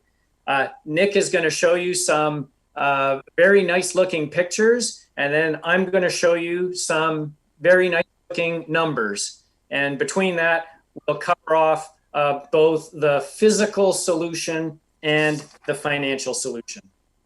So give me a moment. And I'm going to hope that people can see that okay. Yep, can see it fine. Excellent, thank you. And I'll work the slides. And Mr. Walters, over to you. Thank you very much, Craig. Good afternoon, Chair Strickland and members of the council. So I'm going to provide some images here that build on what was provided in the steering committee meeting a couple of weeks ago. So stay high level and give you an overview of what the planned terminal expansion actually looks like. So we've got on the screen right now is the proposed site plan of what that solution is going to be to handle the increase in anticipated passenger volume. So what you'll see is in yellow are existing buildings on the site with the existing terminal situated right in the middle. In blue, we have what the proposed terminal expansion will include. So on the right, which is the south side of the building, is a hard addition, a physical addition to the structure. But then the other two larger blue rectangles are our proposed modular structures. So these are structures that are intended on the top side, so that's the east, as a hold room expansion to provide additional capacity to hold up to 650, 700 passengers on their way out. And then on the north side is the domestic baggage building. So that is for incoming domestic baggage, including new baggage carousels. Included here in the site plan, you'll see there's also reconfigurations to the ground side. So the passenger pickup and drop off loops, rental car parking, and service vehicles. And then there's also going to be modifications to the air side. So there are new aircraft stands, as well as some rehabilitation to the apron and the airside taxiways in order to facilitate the new passenger volumes and the new movements that are going to be required to meet those. So on the next slide, we've got a 3D rendering to give you a little bit more perspective of what you're seeing here. So in the yellow and the green are the domestic baggage expansion and the hold room expansion and the domestic baggage buildings respectively. So these are the modular relocatable structures that we are discussing and using as a solution for this. So these are products essentially that can be procured rapidly and installed and commissioned to meet the immediate demand increases that we're going to be seeing over the next couple of months until the end of the year. So these structures do not have traditional foundations, as you would see in other buildings. They are actually elevated off of the apron on sleepers or concrete piers. But other than that, they are full building assets. They are insulated, heated with full electrical security and IT provision. So they are full assets that have an expected lifetime of 10 to 15 years in this location, but then can be relocated and reused at other locations throughout the airport or the region as needed at that point. You also see there is the addition for the baggage, outbound baggage makeup room, which is the purple on the left side of the screen. So again, that is to provide the additional capacity that's needed to reach passenger volumes of up to and beyond 1 million passengers a year at the terminal as it's shown here. So if we go to the next slide, what you'll see are examples of these modular relocatable structures used at other airports.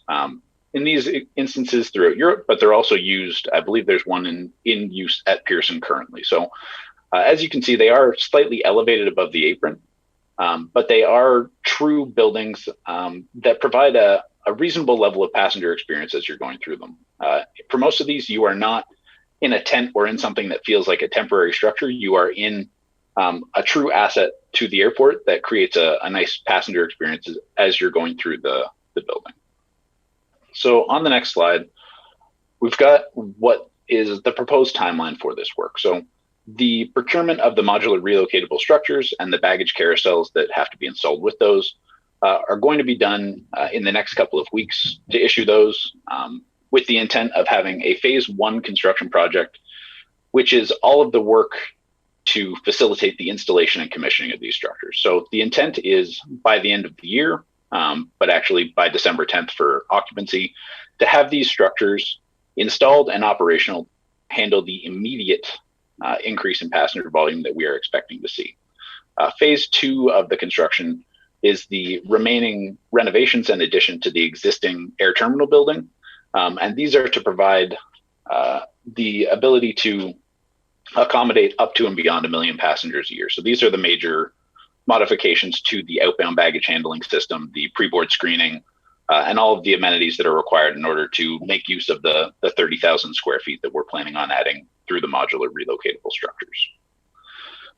And then on the last slide that I'll present before I turn over to Craig is right now the status of our Class D cost estimate. So the cost for these structures and for this terminal expansion is split up as shown here, but this is still our Class D cost estimate. So this is still fairly high level, but it's what we have as the basis for our budget and for the finances moving forward. So you see the hard construction actually consists of the renovations to the existing building, the addition and the outbound baggage handling system, as well as some extensive civil and site servicing work that's needed both on the ground side and the air side in order to facilitate all the increased passenger movements and aircraft movements, as well as the installation of the structures.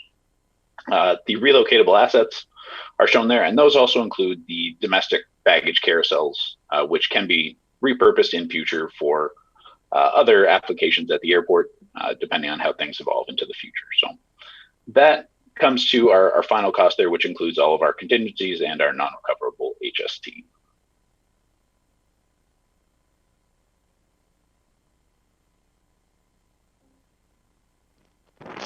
Okay, thank you. Craig?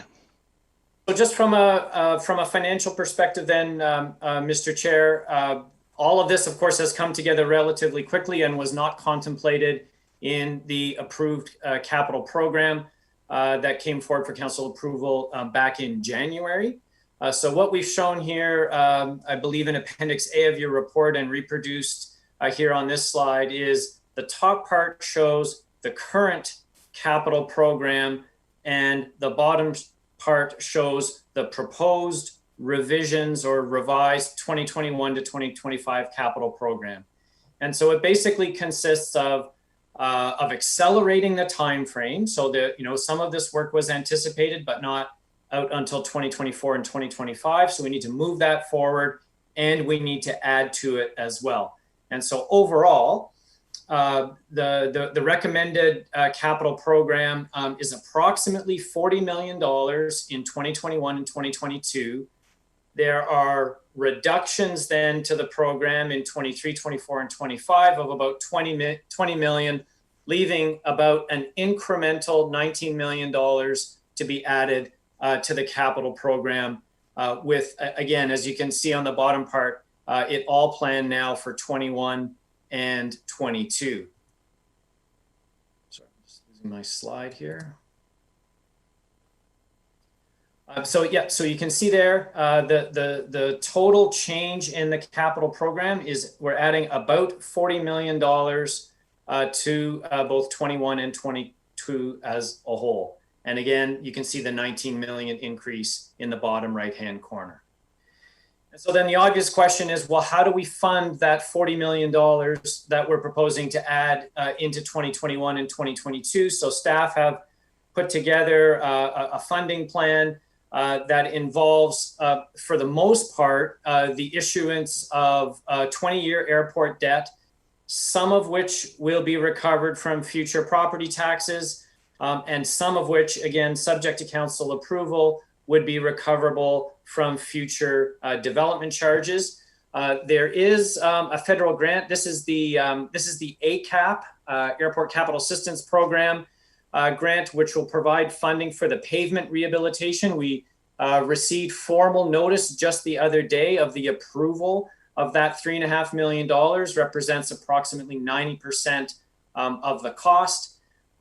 There's a small component then that would also be funded from the Fleet Replacement Reserve, as well as from the Airport Capital Reserve. But again, the bulk of the funding, given the long-term, nature and benefits provided by this project, the majority would be debt financed in 2021 and 2022. We also outline in the report the initial estimates of some additional staffing resources that will be required, which are summarized here on this table. If you're going across the bottom line, you can see that there's about 22 FTEs approved in the 2021 budget, anticipating adding 18 additional positions over the course of this year. That being said, the timing of those positions would be subject to the need for those positions as evidenced by the growth in passenger volumes. And then some additional positions that are anticipated in 2022. And of course, we'll take a closer look at that as we start to put the 2022 budget together over the next few months.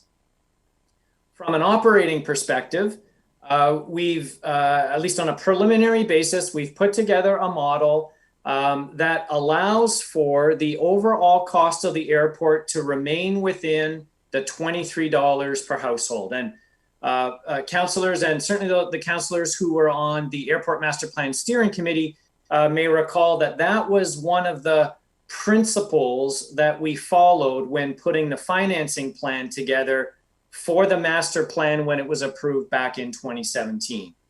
And we believe at this point, with the anticipated passenger growth, the additional operating costs relating to the staff and the facilities, and the debt servicing costs, that will have sufficient revenue, both through the passenger facilitation fee and other airport revenues, that will allow us to stay within that $23 per household.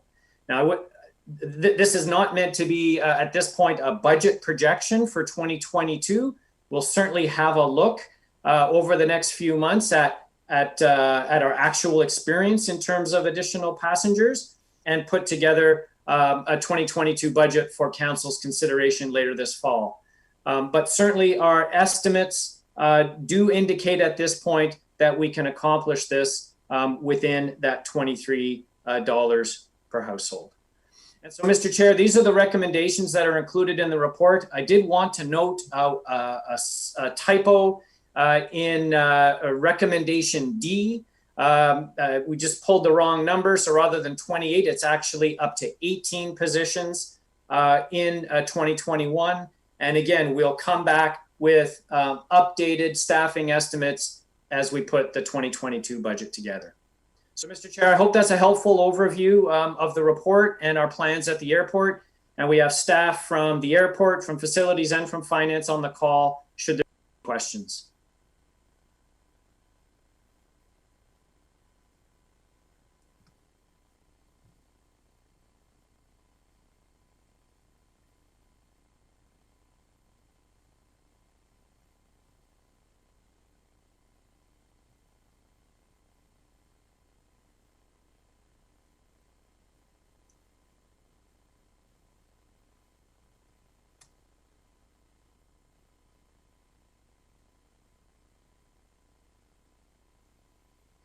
Sorry, I had a technical problem there. So thanks for that report. We do have a question. Councillor Shantz, then Councillor Lorentz. Thank you. Thank you for the report. A really good news opportunity for the region and for the airport. I wonder if, and maybe it's in here and maybe I should know this, but if you could clarify for other people that maybe should know it. So we talk about our triggers, and this proposal sort of hits trigger 2 and trigger 3. When we did the capital projections that you were comparing to, was that capital projection based on 1 trigger or 2?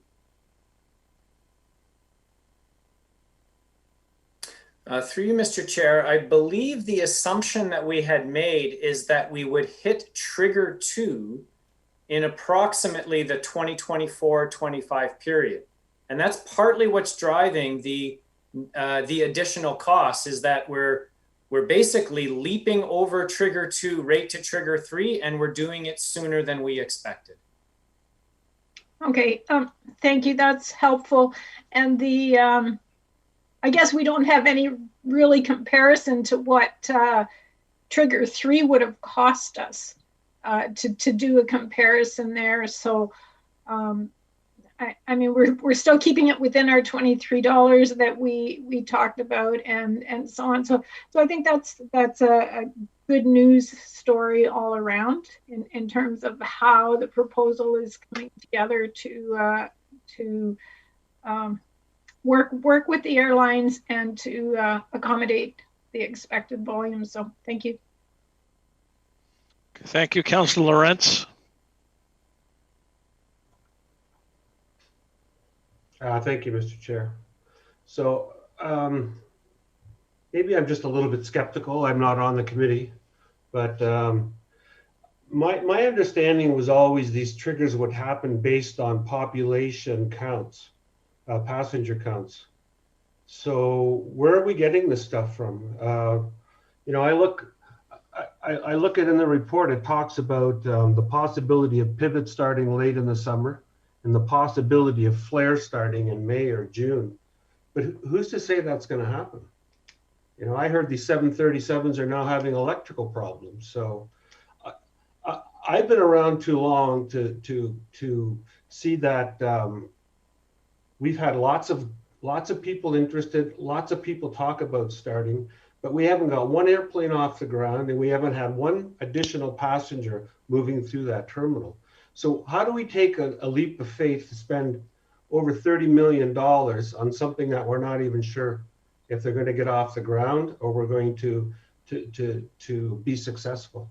So I'm really concerned about that, and I think most people are probably concerned about it as well. So who can convince me that this is going to happen and that this is the best thing since sliced bread?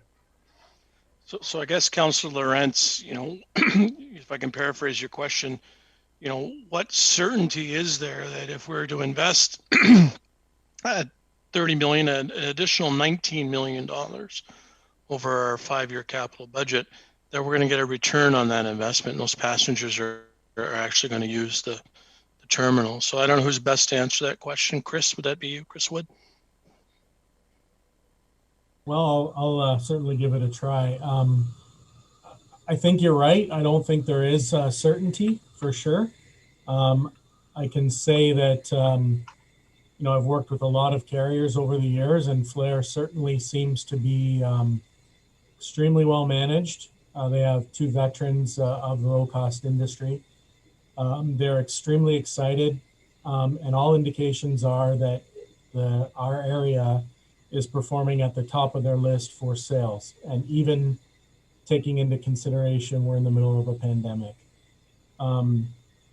As far as Pivot's concerned, again, I think they're extremely well managed, and they have been in the industry a long time.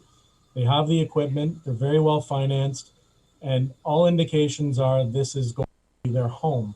And they are not able to compete on price like Flair. They need the business community to start responding before they will announce service. And estimates are, as isn't in the report, it's late summer, early fall is when they believe the business community will start to travel once again. So, all I can say is that all indications are this is going to be extremely successful. And this is, we need to make a decision whether that we're going to be able to accommodate both of these airlines. And this is the way that we can ensure that these airlines will both be accommodated with their significant amount of seats that they're planning here for this year. So, well, you can see my dilemma, because the triggers are based on population or passenger volume, and we don't have any. So, we're gonna make this big investment, and what happens if something else happens and you can't get the 737s up? Like, there's so many variables here. It just seems to me that this is like a wing and a prayer. What would be the impact if we waited for 6 months passenger volumes to see if they do hit those triggers?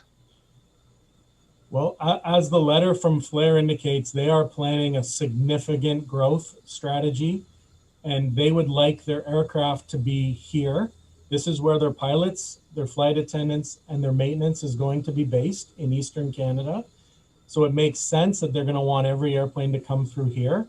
And if we don't have capacity in our terminal building, we will not be successful in achieving any new destinations. They are about to announce their winter destinations in May. And again, early indications are that this will be a significant contributor to their network for flights south starting next winter. I'd like to hear the rest of the discussion. I'm not convinced. Thank you.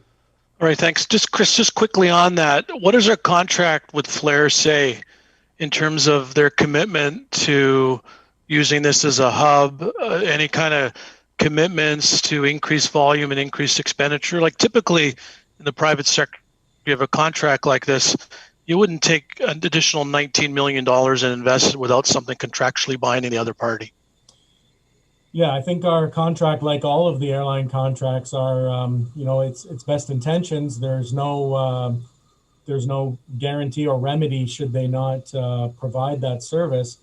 But I think what they're doing is setting themselves up that this is their hub. Now, they don't like to use the word hub in the low-cost business because it's point to point, but this will be their base in Eastern Canada. And it makes sense that if this is where their pilots are, this is where their mechanics are, this is where their flight attendants are, this is where they're going to start and end every flight. And that's exactly what we have been after over the years. And this is what we've wanted. It's just been a lot faster. And to your point earlier, I think, to be able to go to trigger 2 and trigger 3, that was the intention, and to grow slowly. But Flair's announcement has boosted us past trigger 3 almost. We're going to be north of 1 million passengers if and when the pandemic ends and the expected return to travel happens, as the United States is seeing now, and China and other jurisdictions are seeing this happen, and we expect it to happen in Canada as well. Okay, well, it's still kind of a what if. I'll turn over to other comments from the committee, but certainly from my perspective, for an additional investment, I'd like to see something a little bit more firm from Flair in terms of their commitment for an additional $19 million. That'd be my point. Councillor Jowett. Thank you, Chair Strickland. Point well taken. It does feel like a significant leap of faith, but I know we wanted to move things along by population, which we are growing, but there's all this pent-up travel demand that we recognize. And we are taking a bit of a leap of faith, but the product is highly competitive. The offering out there is highly competitive and highly timely. And those are two really important factors when you take a leap of faith in business, which is what we're doing here. I also just wanted to make a quick thank you here to Craig for making the very best general income statement I've seen at a bureaucratic level. So thank you, sir, for that. It's really helped. So the general statement that we're making here, Craig, if I can just confirm, is that our operating revenues our operating revenues with regard to the DCs and of course the flight passengering on, or what is that? Just because we don't have all the line items. And yeah, no, through you, Mr. Chair, it's a good question. And the $6 million tax levy subsidy, we're anticipating at this point will that for 2021, relative to the budget that was approved, we think we're going to be very close. We're not anticipating at this point any significant variance with respect to 2021. And our modeling suggests that the overall amount of tax levy funding will not be significantly changed as we head into the 2022 budget. And then, Craig, your intent is to keep a real good eye on this passenger revenue and these expenditures to make sure that we're not going to end up with a big surprise at the end of all this, just as we watch everything else. Is that correct? Yes, absolutely. We have we know we have a fair bit of work to do with respect to putting our 2022 budget estimates together. We'll be taking a very close look, for example, at how specifically the passenger facilitation fee revenue is being used and ensuring that we're aligning, if you will, that revenue with the costs associated with the expansion of the airport, so that there's a link between the passenger facilitation fee that's paid and how that money is actually used. And that's part of what we would present back at budget time in the fall. Okay, thanks. Thanks so much, Craig. All right, thanks, Councillor Jow. Councillor Banovic. Thank you very much, and thanks for the presentation. Some of my questions have been asked, but I too have heard about the electrical problems with the 737 MAXs. It didn't impact, from what I understand, Air Canada's stock, but it did, when I say stock, I mean stock of planes as opposed to financial stock. But it did a number of other airlines, and I'm not sure if Flair is one of them. I guess I'm just wondering if staff have any clear in terms of what that implication may be, and is there anything that we can do that may further sort of see us step this in a more gradual manner? Chris? Yeah, so to answer your first question, my understanding is Flair has not taken delivery of the MAXs yet, so I assume they will be fixed at the factory before Flair takes delivery. They are scheduled to start operating the MAX on June 1st. So they will start here in Waterloo Region with the 737-800, which is their existing aircraft, and they will start to take delivery June 1st of the MAX. So my understanding is they won't take delivery of them until they're fixed. Okay. The second question is I think we're on a very tight timeline to be able to say yes to them for expansion starting November 1st. So I think any delay that we take now could put that date in jeopardy of them wanting to continue on and grow here in Waterloo Region. And that's why we're going as fast as we are. Okay, thank you. Craig, just further to Councillor Banovic's question in terms of the financing, if there was somewhat of a staged approach to the financing, could that be worked in? Tying it more to passenger volumes that we actually realize? Well, through Mr. Chair, the financing will be largely impacted by the the speed at which the project proceeds. The financing is, how would I put it, directly related to the planned expenditure profile on the project. So we're anticipating that we'll be issuing some amount of debt this fall, and then additional debt at some point in 2022. So certainly in terms of staging, the actual issuance of the debt to finance the project, we will absolutely do that. We'll start that this fall. We'll continue it into next spring and probably finish it next fall. Okay, thanks. Councillor Galloway? I think it's important to remind everyone, as I think Mr. Dyer did, part, but the master plan in 2017 did prescribe these various triggers.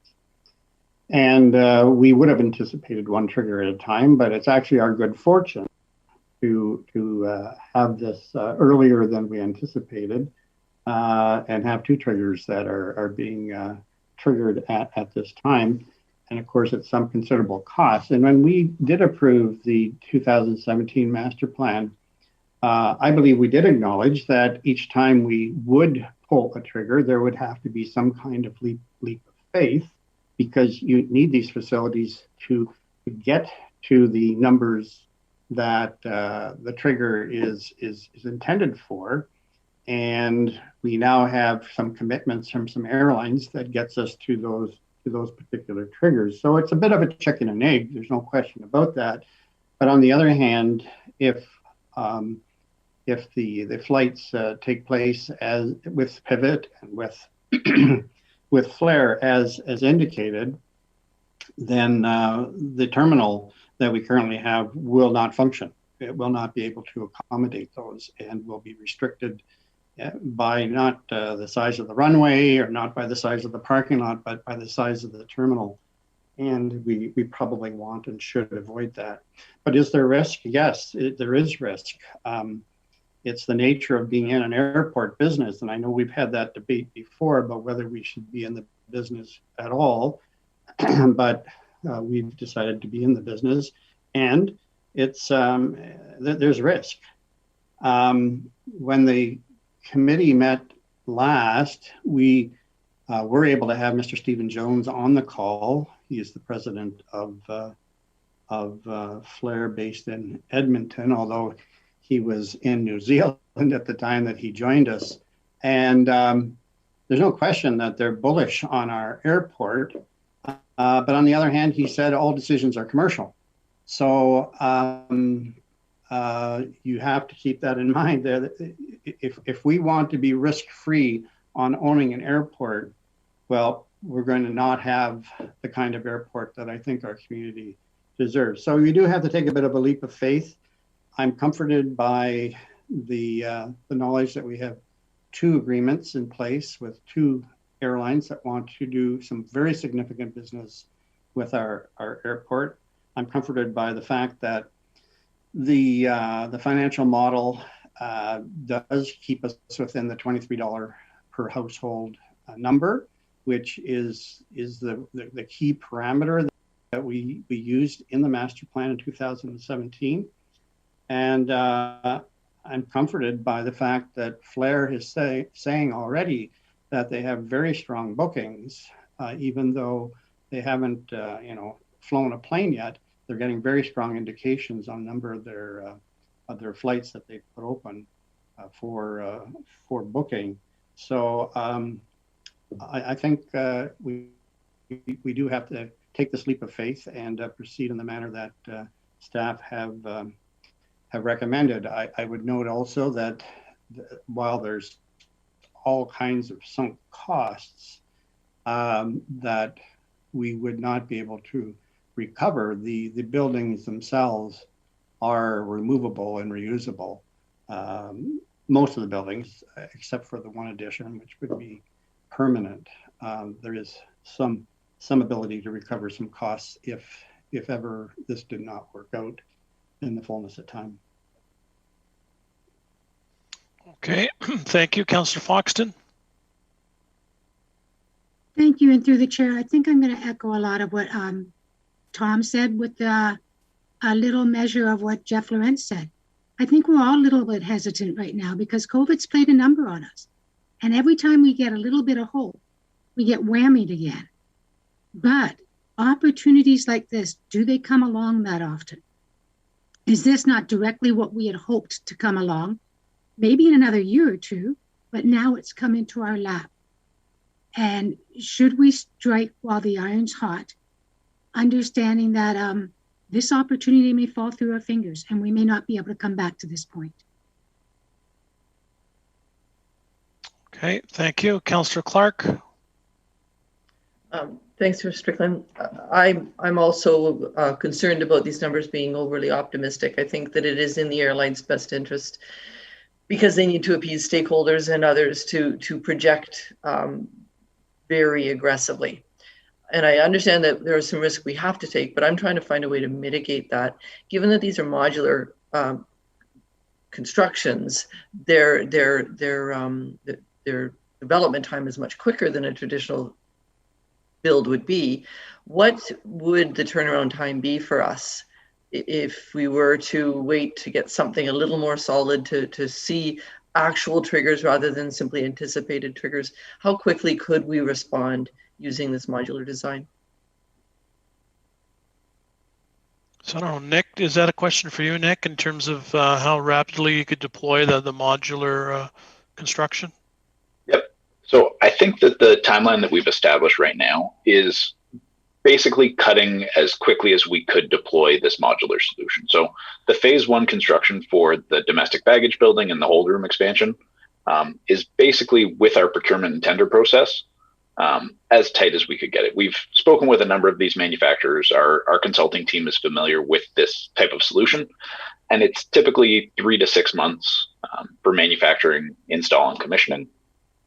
We are sitting right now at a very tight 3-month manufacturing and a month to start the installation process, and then have it all commissioned by the end of the year. So this is about as quick a turnaround as we could get with a modular solution. With a more standard solution, you'd be looking more on the time scale of 18 months, typically, depending on where you are in the actual design. Thank you. And Mr. Chair, if I may just add to that, in order to accommodate the existing released schedule, we are going to have to use the international baggage belt in the terminal as a domestic belt. And we're working through that process right now with CBSA Customs. We cannot use that international belt when there are actual international flights in the terminal. We have to give that back to them, and they have to, they would have to make it sterile again. So that is a hard stop of November 1st. As we know, Flair wants to start sending aircraft south November 1st.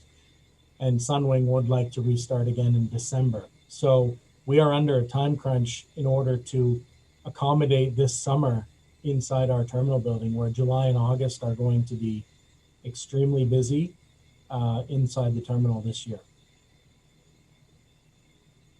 Okay, thank you. Chair Redmond. Thanks, Chair Strickland. And I have to say, I think Councillor Galloway captured a lot of what I'd like to say. I really do respect the fact that there is risk involved in this, but I'd like to also remind all of us that this is an investment in an asset that is owned by the region. And this is part of a bigger play as we look at aeronautical related industry, we look at the east side lands. So the airport has been an investment that I think we've been committed to for a long time. And that business case still holds true. So I understand that there's a risk, and I understand that some of this is looking at potential that may not have been realized, but I would also say to you colleagues that I think this would be a really unfortunate time to be tentative or to not be committed to this vision, because we have been for a long time. I think that, again, it's a key part of our business case as we look going forward. And our last budget was talking about, it was called Beyond COVID-19. And I think this is really investing in our community for the future that we want for the region. So I'm very supportive of this, but I absolutely acknowledge that there is a risk in this investment and not waiting for perhaps a more conservative timeline. But I do support this, and would be, I think it would be unfortunate as a council if we faltered at this juncture. Okay, thank you. Sandy, have you spoken to this already? I just lost track. You have? All right, I see Councillor Lawrence as well. So I just like to make a couple comments. And, I've long been a supporter of the airport, but with a kind of a detailed eye, I would say, to how we're spending money out there.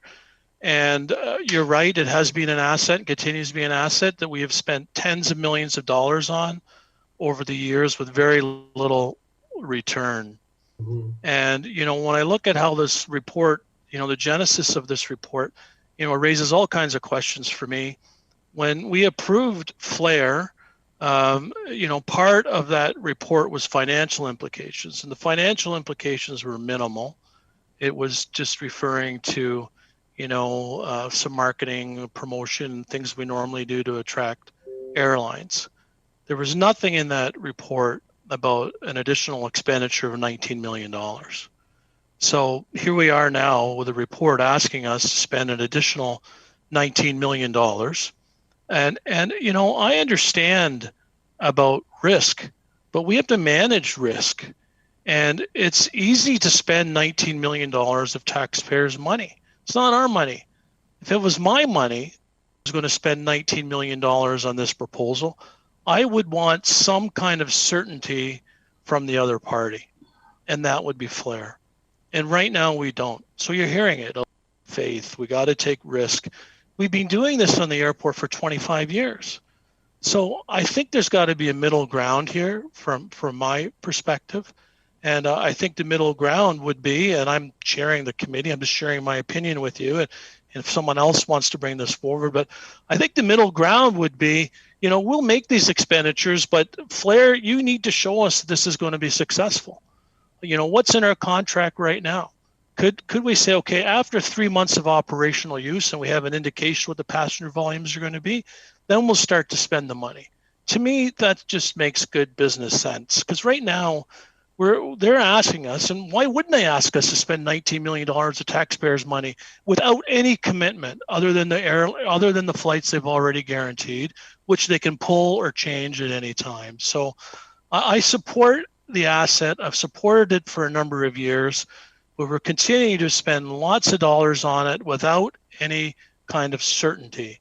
And for a contract of this size and for this kind of ask, we need to manage that risk. And I'm not prepared to support an additional $19 million in expenditure without seeing one additional passenger fly out of there yet.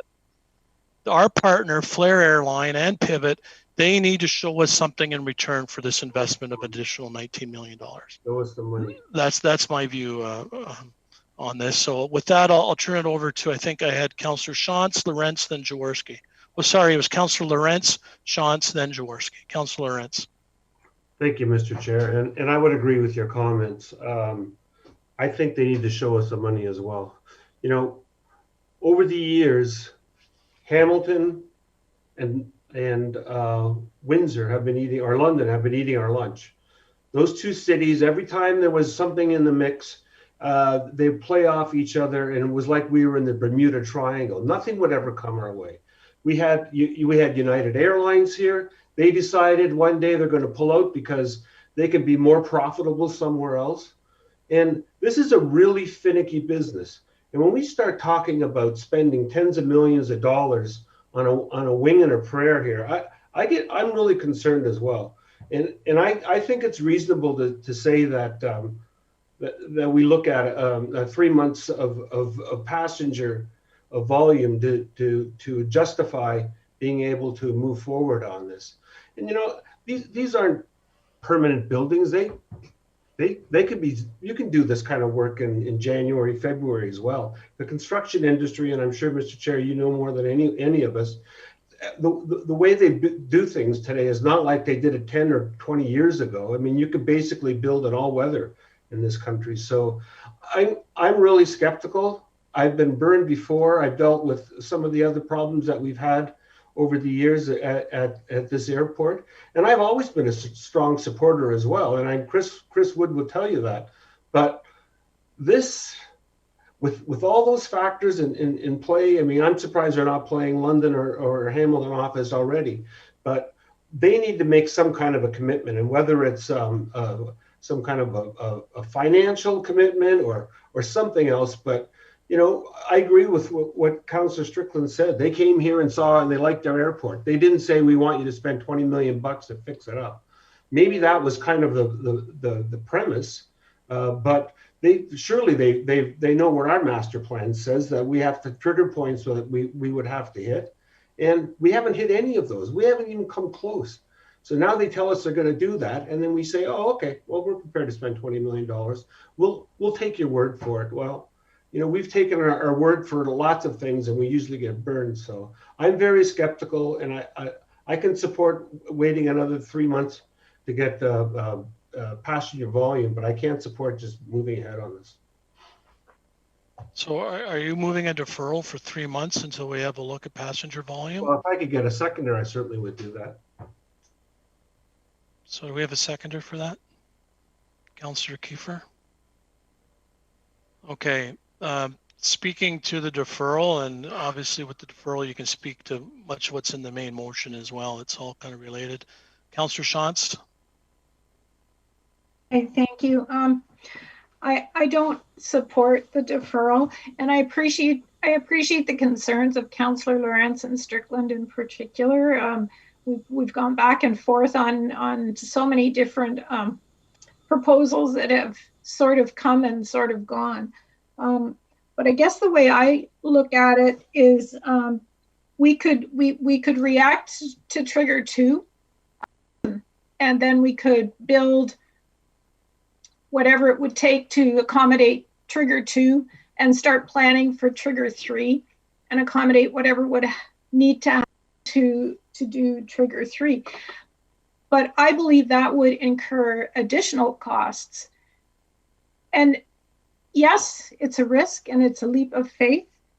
There's also an opportunity, and there's also a risk in not providing the resources that are needed for Flare and Pivot to be successful here.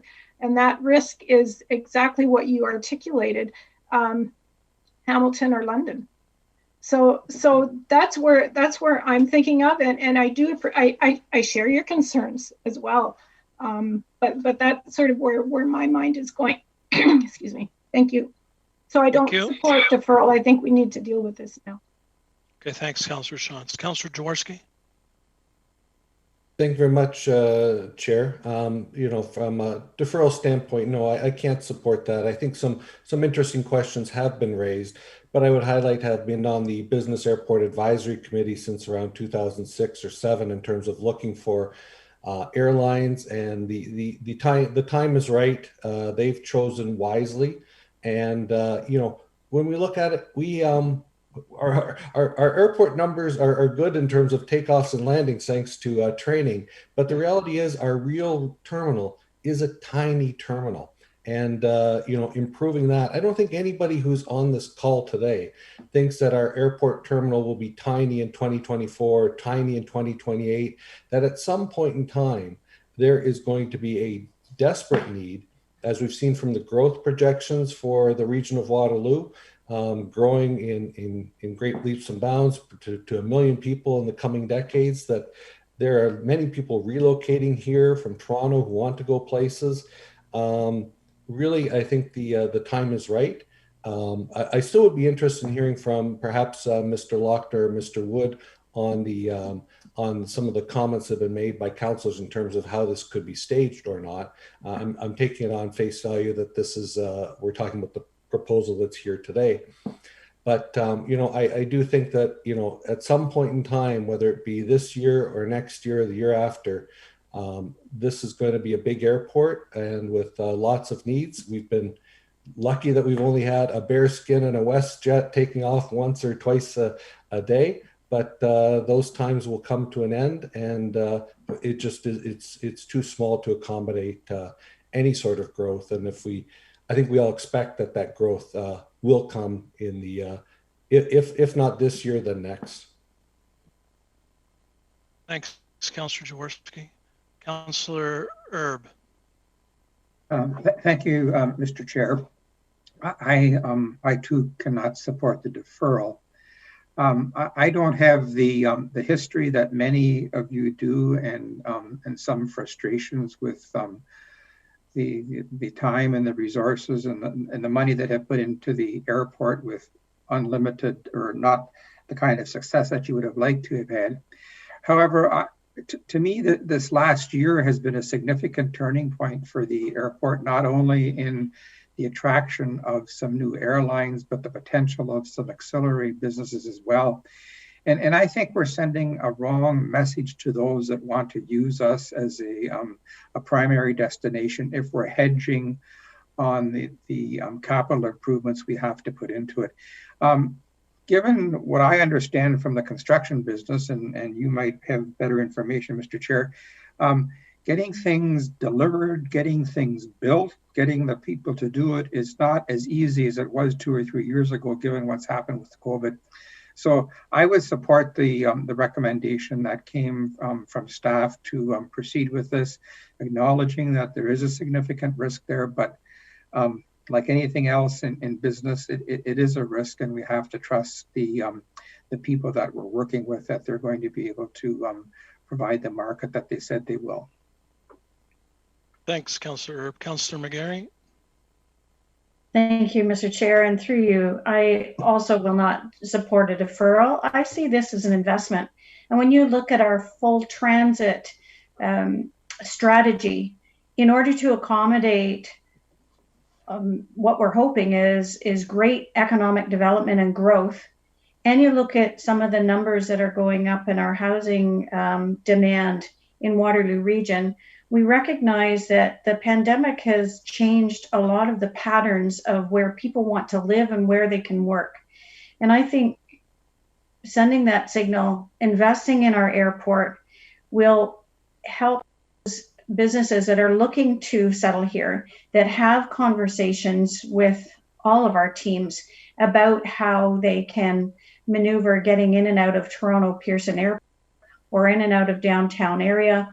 This is another option for people to drive direct to Waterloo Region Airport in the future, even for business, and to be able to be right here in our midst without having to do that drive from the airport or wait for the GO train all day two-way to be fully built out. And again, there's that issue of not getting in and out of the airport onto the train.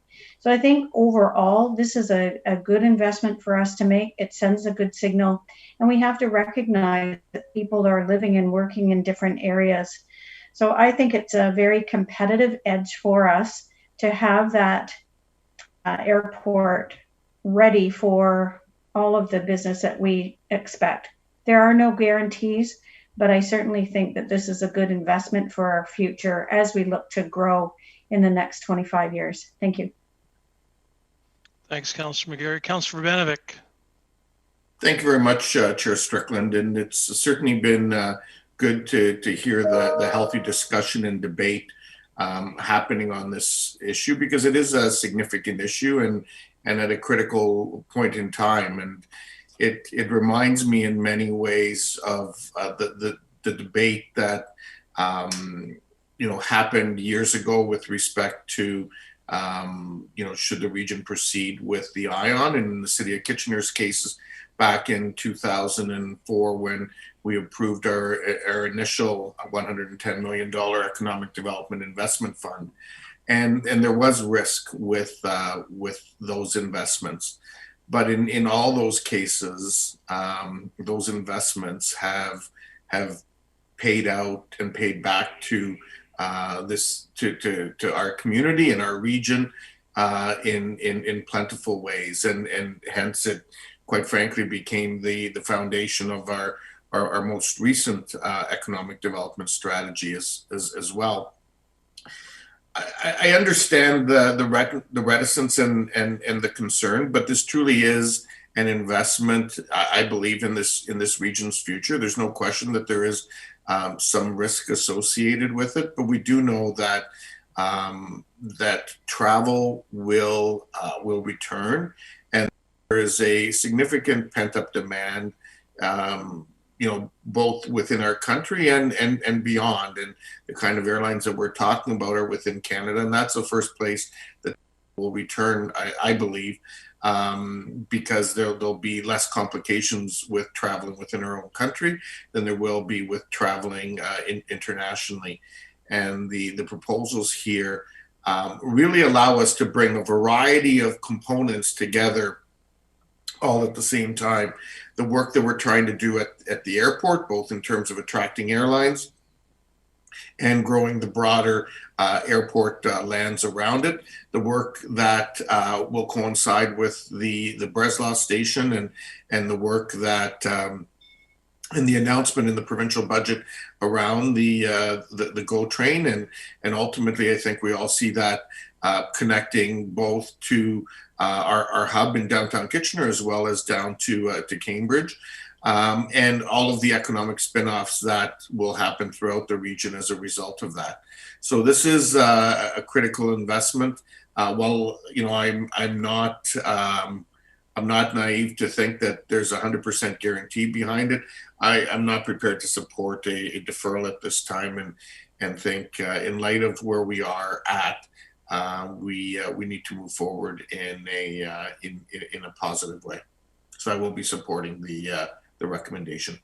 Okay, thank you very much, Councillor Banovic. We have no other speakers, and I guess the point that I would like to make before we deal with the deferral and then the main resolution is that I really want the airport to succeed. I really want us to hit those passenger targets. I know many of us on this call would be some of the first passengers to use the airport once the pandemic restrictions are lifted. But my concern is the contractual nature of our relationship with the airline provider, and that we are not, in my view, protecting the best interests of our taxpayers by making an additional $19 million investment without any certainty really whatsoever from the airline. And that is my concern. If we had a contract, if we had passenger volumes tied to increased expenditures, then I think I would feel more comfortable with the recommendation. But we don't have that. And so that is my main concern with the and why I support the deferral. So let's call the question on the deferral. Unless Councillor Lorentz, you want to have a final word? You move the deferral? I think Mr. Dyer wants to say something. I noticed that, but we're in council right now, Craig. So maybe if you could just ask for a recorded vote, please. A recorded vote? Okay. All right. So we'll call the question on the deferral. All those in favor, excuse me, Sean. Yeah. Given the way the voting works through Zoom, I would prefer to call the councillors' names. Okay, that's for the recorded vote.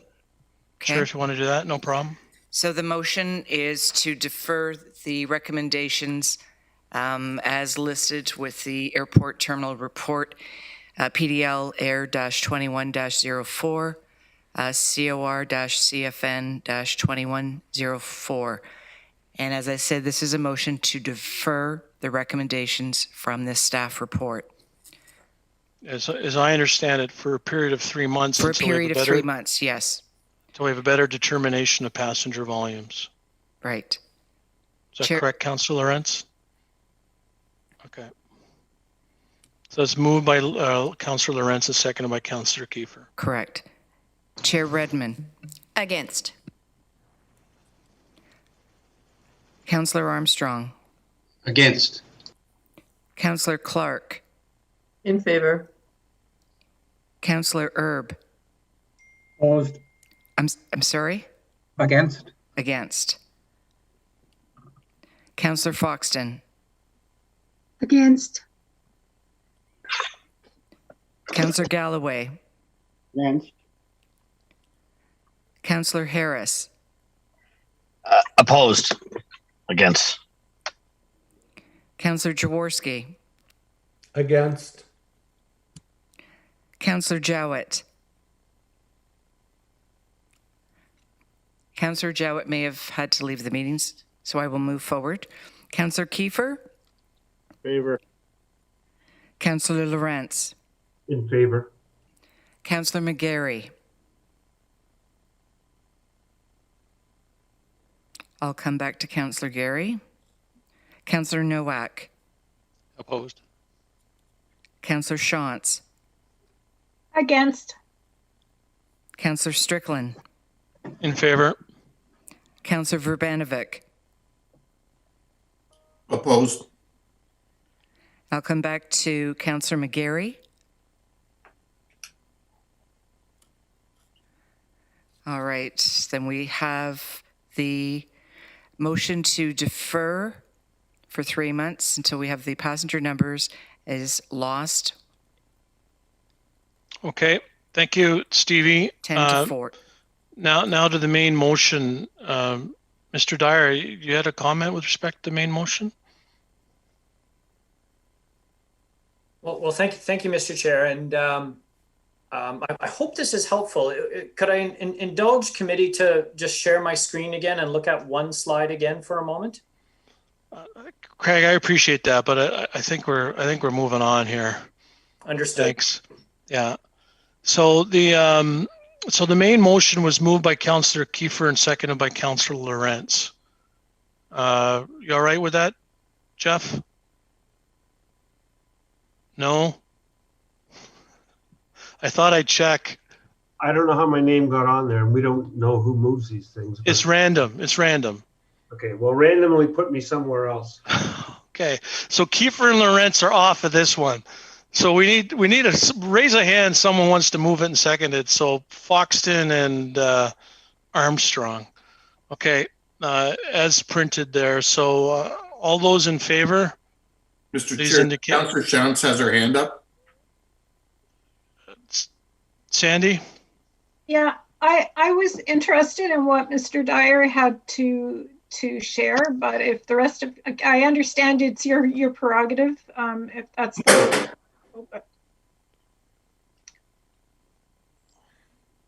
Well, you know, when I'm chairing these meetings and it moves from staff into council's hands, I'm reluctant to interject staff back into the debate because that may sway what councillors are thinking or not thinking. And so that's why, you know, I've worked with Craig for a number of years. I understand he's got something valuable to say, but we're at the resolution stage. We're dealing with a deferral.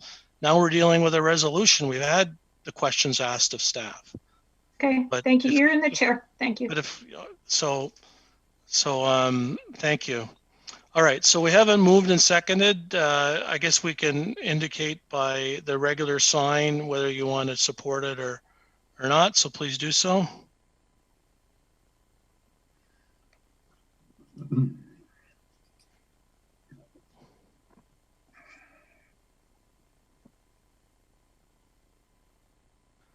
All right, so that resolution carries. Thank you very much.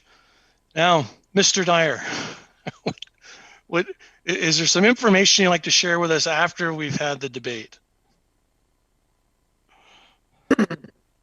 I'm going to take a bit of a chance here and show you one slide and make one final comment that might be helpful. Okay.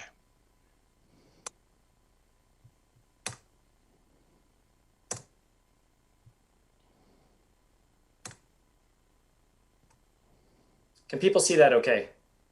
Yep. Here's my thought. When I look at this schedule, in terms and Councillor Strickland or Chair Strickland, it goes back to your comment about the staging of the financing. When we look at this schedule, the procurement itself is phased, right? So we have, if we work from the top down, we have two immediate issuances, right? An RFP for the relocatable structures and for the baggage carousels. That's why we're going to council later today to get this approved so we can get these out right away. The next one is a tender issued in May. At that point, we still won't have a great idea of passenger volumes. But the phase 2 piece, the existing airport terminal building reno and addition, that tender is not until the fall. And what I'm thinking or wondering is that we'll know a lot more by the fall than we do right now. And we may have an opportunity to perhaps look at phase 2 differently if passenger volumes don't play out as contemplated. And I'm wondering if either Mr. Wood or maybe it's Mr. Walters could just comment on how much of the overall $35 million falls into that fourth procurement. So the phase 2 for the existing air terminal building and the addition currently is budgeted about $16.5 million, not including the some of the furniture elements that might go along with that, as well as other contingencies or consulting fees associated with it. That was straight hard construction costs. So phase one construction would provide that additional 30,000 square feet worth of space for the domestic bag haul, as well as the hold room expansion, and would allow us to accommodate the immediate increases in traffic. It just doesn't provide the additional outbound baggage capacity and pre-board screening capacity that allow us to get to the full 1 million or beyond yearly passenger capacity for the facility as it's planned. Right. So my point is that there's a fair bit of the budget that's contemplated for phase two. That alone necessitates a staged approach to financing. And I would suggest that if something dramatic happens between now and then that causes us to rethink phase two, there's an opportunity to bring that back to council for additional discussion. Thank you for indulging me, and I hope that's helpful. Craig, that was very helpful, and thank you to Councillor Shantz as well. We appreciate that. So there is some flexibility as we go through this process. That is very much appreciated. Thanks. Okay, great. I think that's it for the airport. On to a less exciting topic, property class tax ratios. Mr. Chair, I beg to differ. Yeah, so there's a recommendation there. Is there any discussion before we take the recommendation? Okay, pretty straightforward, but there is some more work coming back on this in the future. We may have an opportunity to create a subclass for small businesses at some time in the future, which would be quite interesting and good support for small businesses through the pandemic. So moved by Councillor Nowak, second by Councillor Redmond. All those in favor, please indicate as such. Any opposed? That's carried. Okay, great. Thank you very much. Ion Transit Project Assessment Process Update for information, page 129. Any questions on that? That's for information. Okay, that's good. Cortlandt Avenue at Siebert, westbound right turn on Red Prohibition, City of Kitchener. Mr. Chair. Yeah. There's a question from Councillor Clarke, I believe. I'm sorry. Thanks. I'm looking at my paperwork here. Councillor Clarke. Thanks, and I'm sorry too. I don't want to delay us. This isn't specifically about project assessment, but generally speaking, and this project assessment does make reference to the impact on heritage properties, and that was one of the things that that had to be looked at. I've had a question that's been brought to me by a couple of constituents, and it's about when we do our public consultation and there are heritage assets that are going to be impacted. Do we typically have heritage planners present to speak to those or to answer questions? Michelle or Thomas? Thomas, go ahead. Your hand's up. Yeah, through you, Mr. Chair. It really depends on, so we might not have a heritage planner at a public meeting. Definitely we would have heritage planners looking at those assets, reviewing them and providing those comments. So if a member of the public did ask a question, we would get back to those professionals and get their comments in order to be able to respond. So they would definitely be part of the team. And with COVID, we're not having public meetings. They're a little bit different anyways, but that expertise would be present on a project team. At some point. And I recognize we're not overflowing with heritage planners in our staffing anyway, so it might not be always possible, but I have heard that it would be appreciated in cases where there are heritage concerns. Absolutely. Okay, thank you. So Cortlandt Avenue is Siebert, westbound right turn on Red Prohibition. Moved by Councillor Shantz, seconded by Councillor Urbanovic. Ready for the question? All those in favor, please indicate. Those opposed, likewise, indicate. So that's carried. The next one is Herbsville Road and Conservation Drive intersection operational review in the city of Waterloo.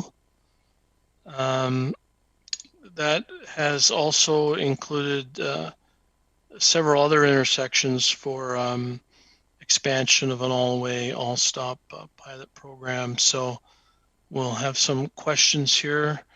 I'm just going to have to check to see who came up first. So Councillor Nowak, Shantz, then Jaworski, and Herb. Thank you, Chair Strickland.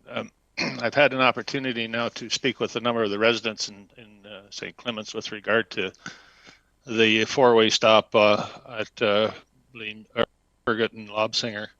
And I think for the most part, they're pleased that the way they put it, something is finally happening there, because they're looking for something, a safer route across those roads for ever since I was elected, I think. So it will be well received. However, I think the vast majority of the individuals have been advocating for stoplights on that intersection. I'm just wondering, you've asked the MTO to review the warrant structure for four-way stops. Are the warrant structures for four-way stops, are they substantially different than warrant structures for stoplights? And I'm wondering if they should be reviewing those warrants as well.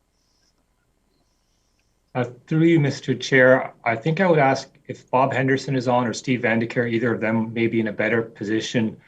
I will note, though, that all of these intersections don't meet the warrants as they are for stop signs, for four-way stops, or for traffic signals.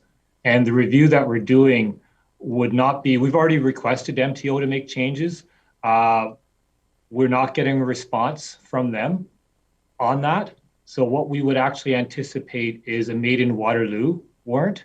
So we would be creating our own warrant that we would apply within the region of Waterloo. But I'll let Mr. Henderson or Mr. Vandekar, maybe start with Mr. Vandekar, speak to the details of that. Steve? Through you, Mr. Chair. Yeah, staff have not asked MTO to modify or review the OTM warrants for installing signals. Staff are of the opinion that we would not want to relax those restrictions so that more signals would be installed, as generally when we install traffic signals, safety is reduced. Collisions increase after we install traffic signals. They are not a safety device.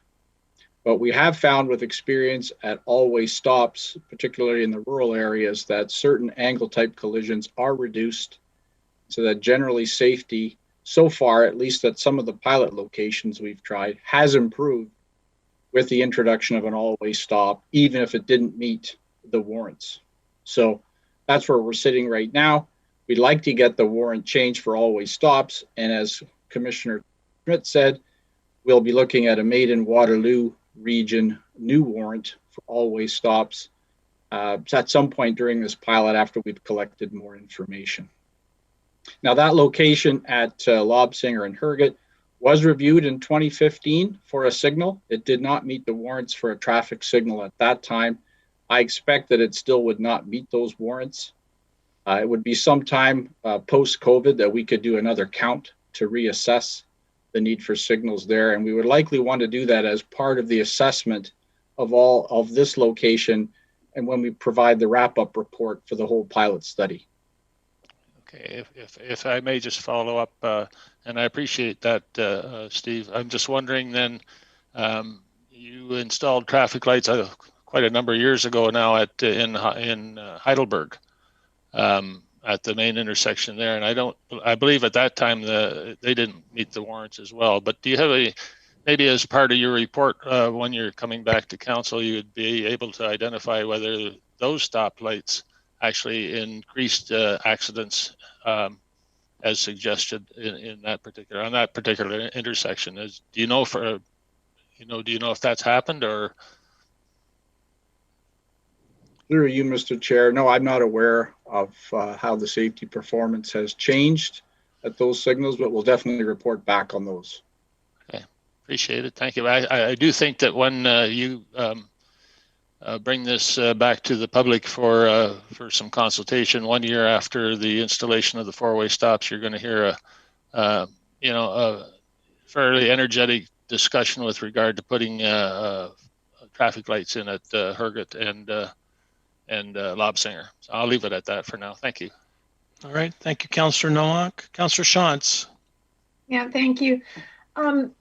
Thank you for including Fountain at Benno. That's been a problem for us for quite some time. I guess my comment on that would be with a four-way stop. As far as I know right now, a lot of the problem is at certain times of day when Conestoga Meat lets out, for example. So four-way stop isn't really going to adjust for that. But it's a pilot, and I'm very happy to see something happening there to help with that traffic flow. So thank you for that. Great, thanks, Councillor. Councillor Jaworski. Well, thank you through the chair, and a big shout out to staff. I know when Councillor Erb and Councillor Strickland brought this idea of the Erbsville stop to us, and I know staff wanted to take a look at it again. And seeing the staff come back and saying that regional staff believe there's merit in considering a revised AWS warrant that puts more emphasis on safety and less on delay. And I really think that's a real big check mark for Region of Waterloo Transportation in saying, we need to modernize, we need to look at things forward. This is Vision Zero, which was brought up last term of council and that. And I think this is just another step forward and a great thing that the regional transportation staff are doing. And hopefully you make progress with the province of Ontario with respect to this. So big shout out to staff and to my fellow councillors from Waterloo for their efforts in this. Thank you. And thanks, Councillor Jaworski, and thanks to staff as well. Good recommendation. Councillor Erb.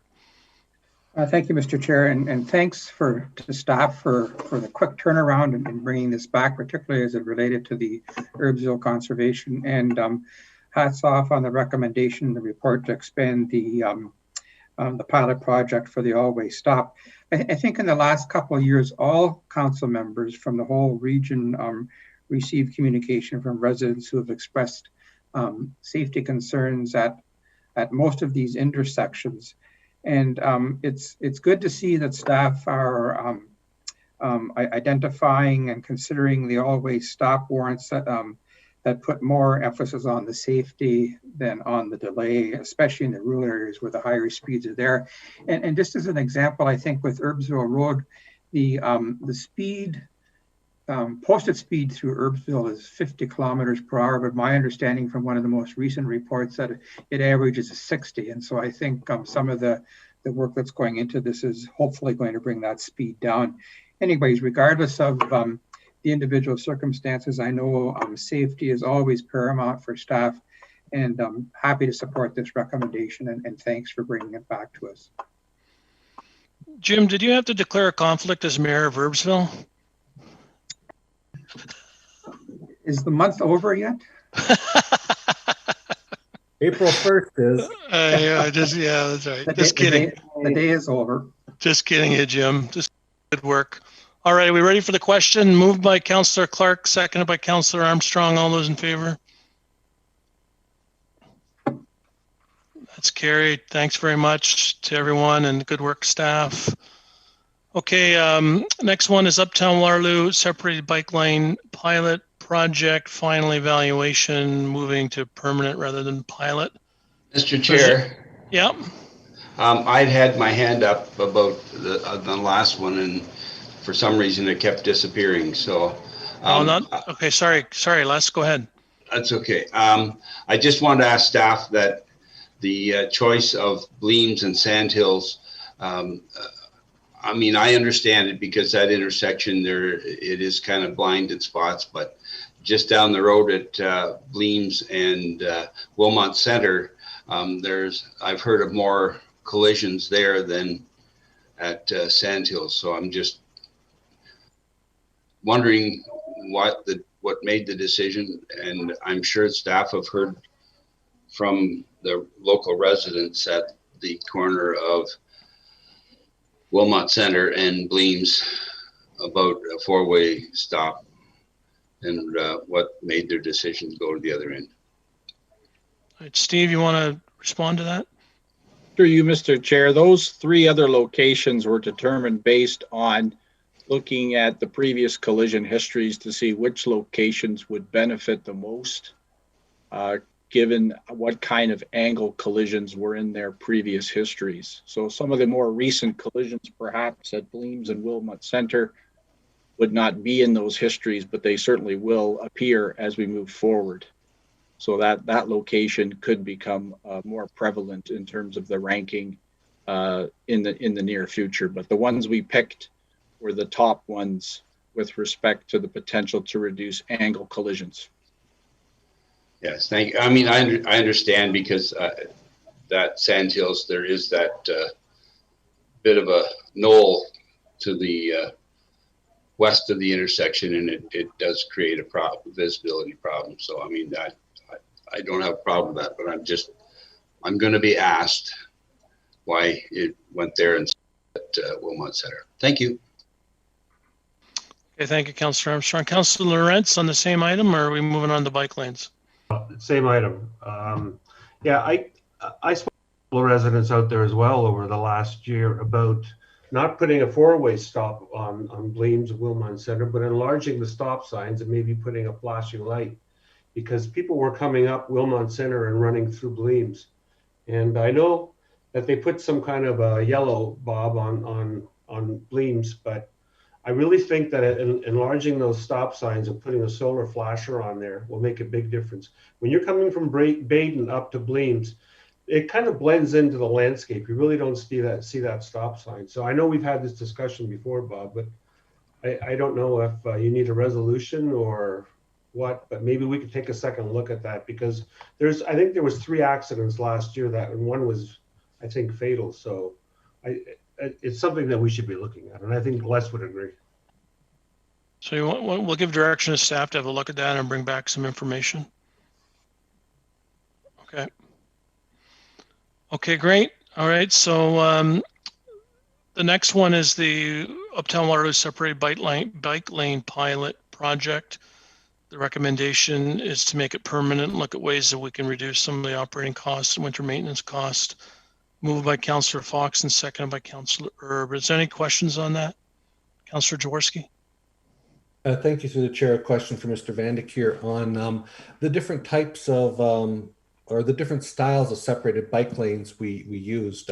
Maybe I didn't spot the direct area in the report, but I was wondering if you could speak to that, because as you know, along Albert Street, we used the planters. Other places we used, on Columbia, we used those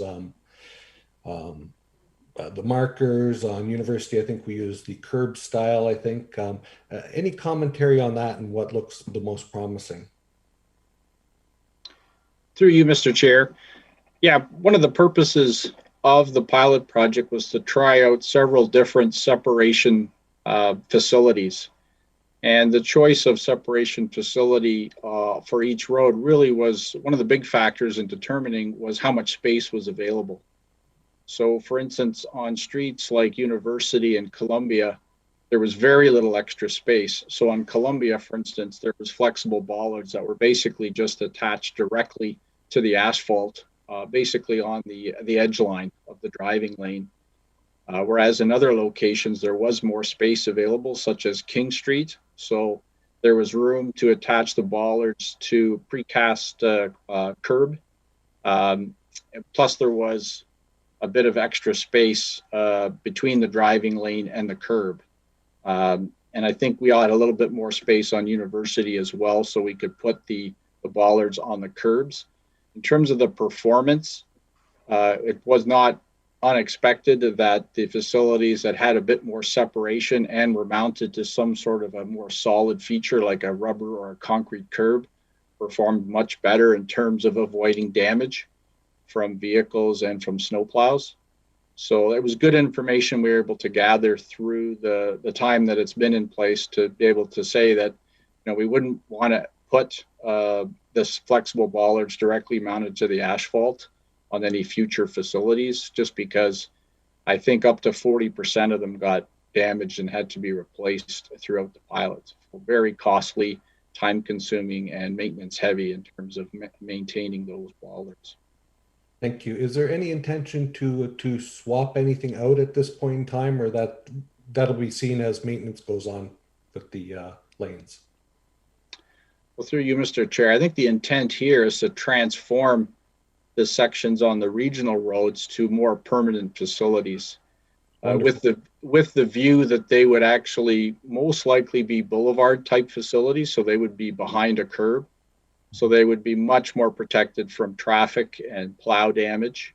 They'd be a lot more friendly for cyclists to use. But there will be an interim phase where we will still have to maintain some of these facilities until we can get at these specific projects through the capital program. Excellent. Thank you, Mr. Van de Keer. And the only thing I'd just take note, I know there was a lot of focus on winter maintenance, but certainly summer maintenance as well in terms of the street sweeper type of things where a lot of the stuff from the main road goes into those lanes. But as a user of those, I felt quite comfortable on all those streets, which is not something I would have said beforehand. So thank you very much for the long-running pilot project. Thanks, Councillor Jaworski. Councillor Lorentz.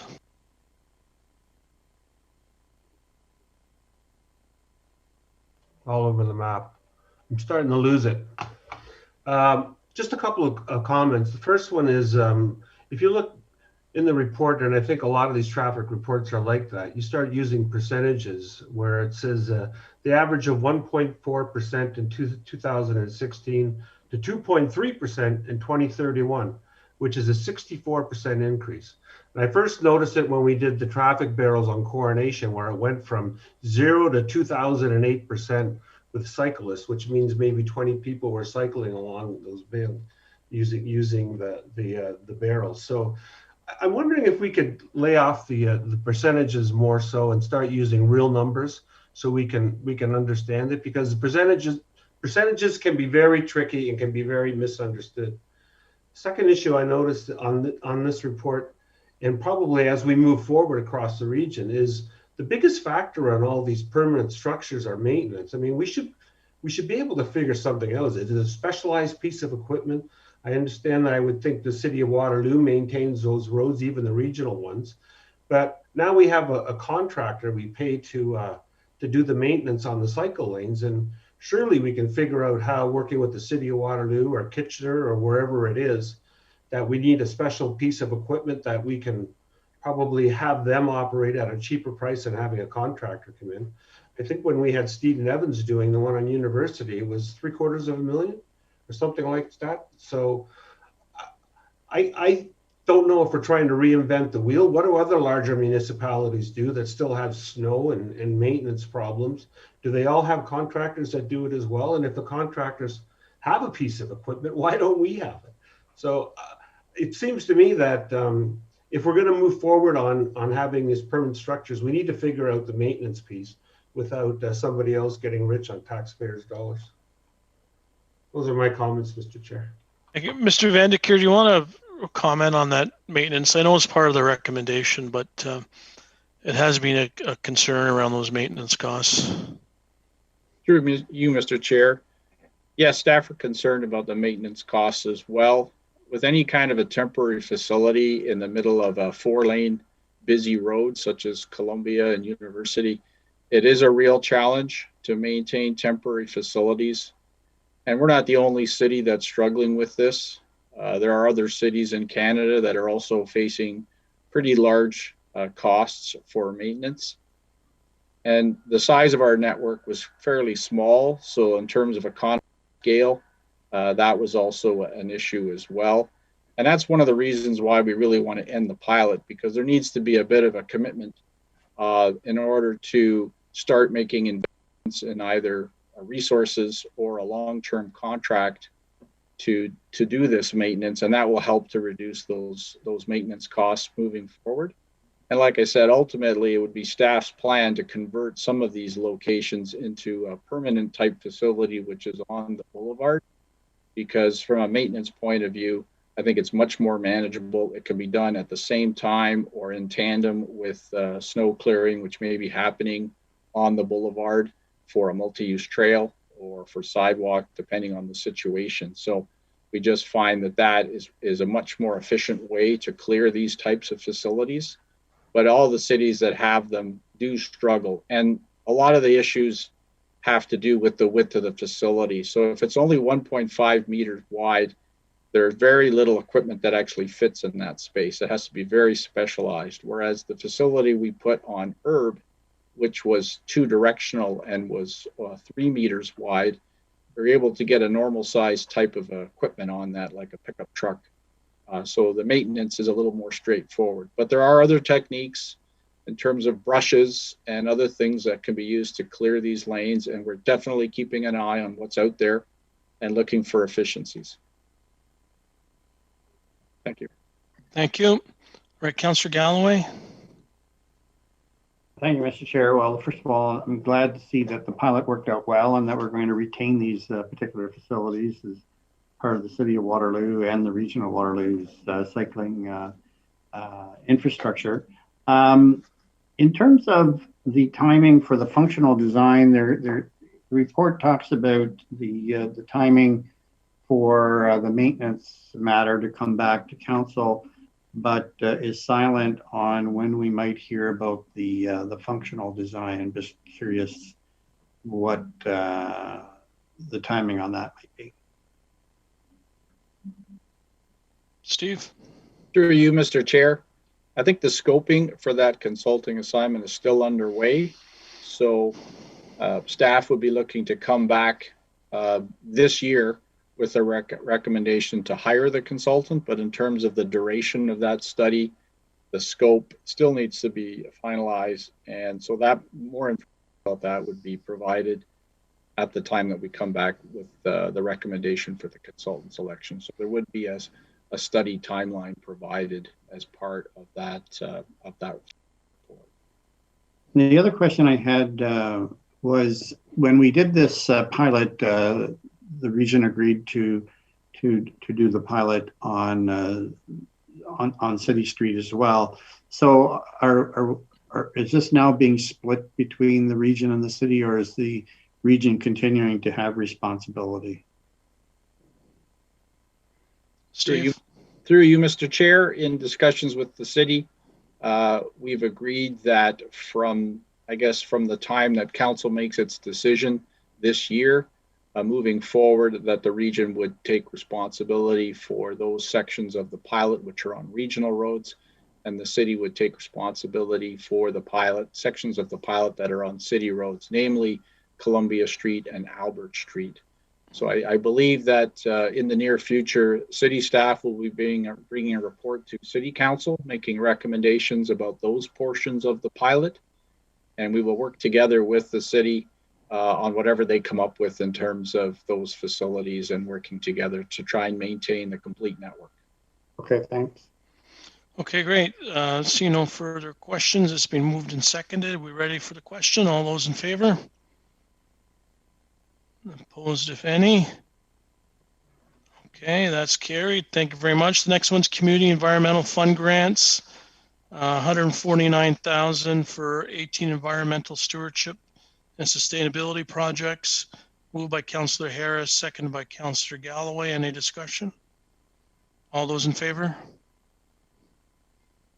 All right, that's carried. Thank you very much. Information correspondence, tracking list, other business. I did put forward a notice of motion. You received a copy of it for debate at committee or council next Wednesday. Councillor Foxton. Thank you. And through the chair, I'd like to maybe touch base with Tom Schmidt in regards to the Sprague's Road and Should Side Road, where there's been, I believe it's 4 or 5 fatalities in the last two months. Now, at a council meeting, someone assumed that it was the township's responsibility for that intersection. I wanted to clarify it's the region's. We've put several suggestions. I have not heard anything back yet, and I wondered if anything's happening with this. Because if you're aware, Sprague's Road is a regional road that the normal speed limit. Should Road is a crossroad. And what's happening is people are trying to get across this road.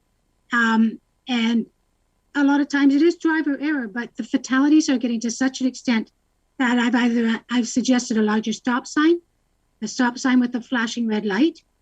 There is only one house on that section of road. So putting in the grooves in the pavement before the stop sign, the rumble type things, so that's making the car slow down. We've made all those suggestions, plus the possibility of ending it. If we did end it, we just put the problem at a worse spot on Sprague's Road, which is on a 90-degree bend. So I hope that some of those suggestions that the region will be looking at, I don't want another fatality. My whole community is in an uproar. I think what has it been? 4 deaths or 7 deaths in the last 4 months? And it's getting quite extensive. So, Councillor Fox, do you expect a response or just staff to get back to you on that? Would staff please get back to me? Okay, absolutely. Okay. Thomas is nodding his head. Okay, great. Thank you. It's important. We don't like to see any fatalities on our roads. Councillor Armstrong? Yeah, just on a brighter note, just to let council know that last night at our council meeting, we accepted a design for our new wetland preserve in New Hamburg. And if you go to our website and go to the meetings, and there is a drawing there that will show the 55 acres with walkways and raised walkways, and they're planning a 4,000 tree planting on the property, hopefully this spring. So it's underway, and it's a great thing. So if you want to have a look at something really cool, have a look. It's on our website. Thank you. Okay, thank you. Councillor Nowak? Hey, Les, have you got any poop stations there? Hey, that was a little bit of a dirty comment. That's crappy comment, Joe. Sorry. All right. Dog's life. I think that's it for today. Just before we adjourn, we're going to go to a special council meeting, and staff need time to do that. So we're going to stay on this line, but reconvene at, will 2 o'clock be enough time, Chair Redmond? I think that's just fine, Chair Strickland, but I believe then we have more in camera after the special council. Yeah, we do. We have one other item of in camera to deal with. Yeah. Okay, so motion to adjourn by Councillor Harris, seconded by Councillor Foxton. All those in favor? That's carried. Okay, great. Thank you very much, folks. Good committee of the whole meeting, and just stay on the line, and in 5 minutes we'll reconvene for a special council.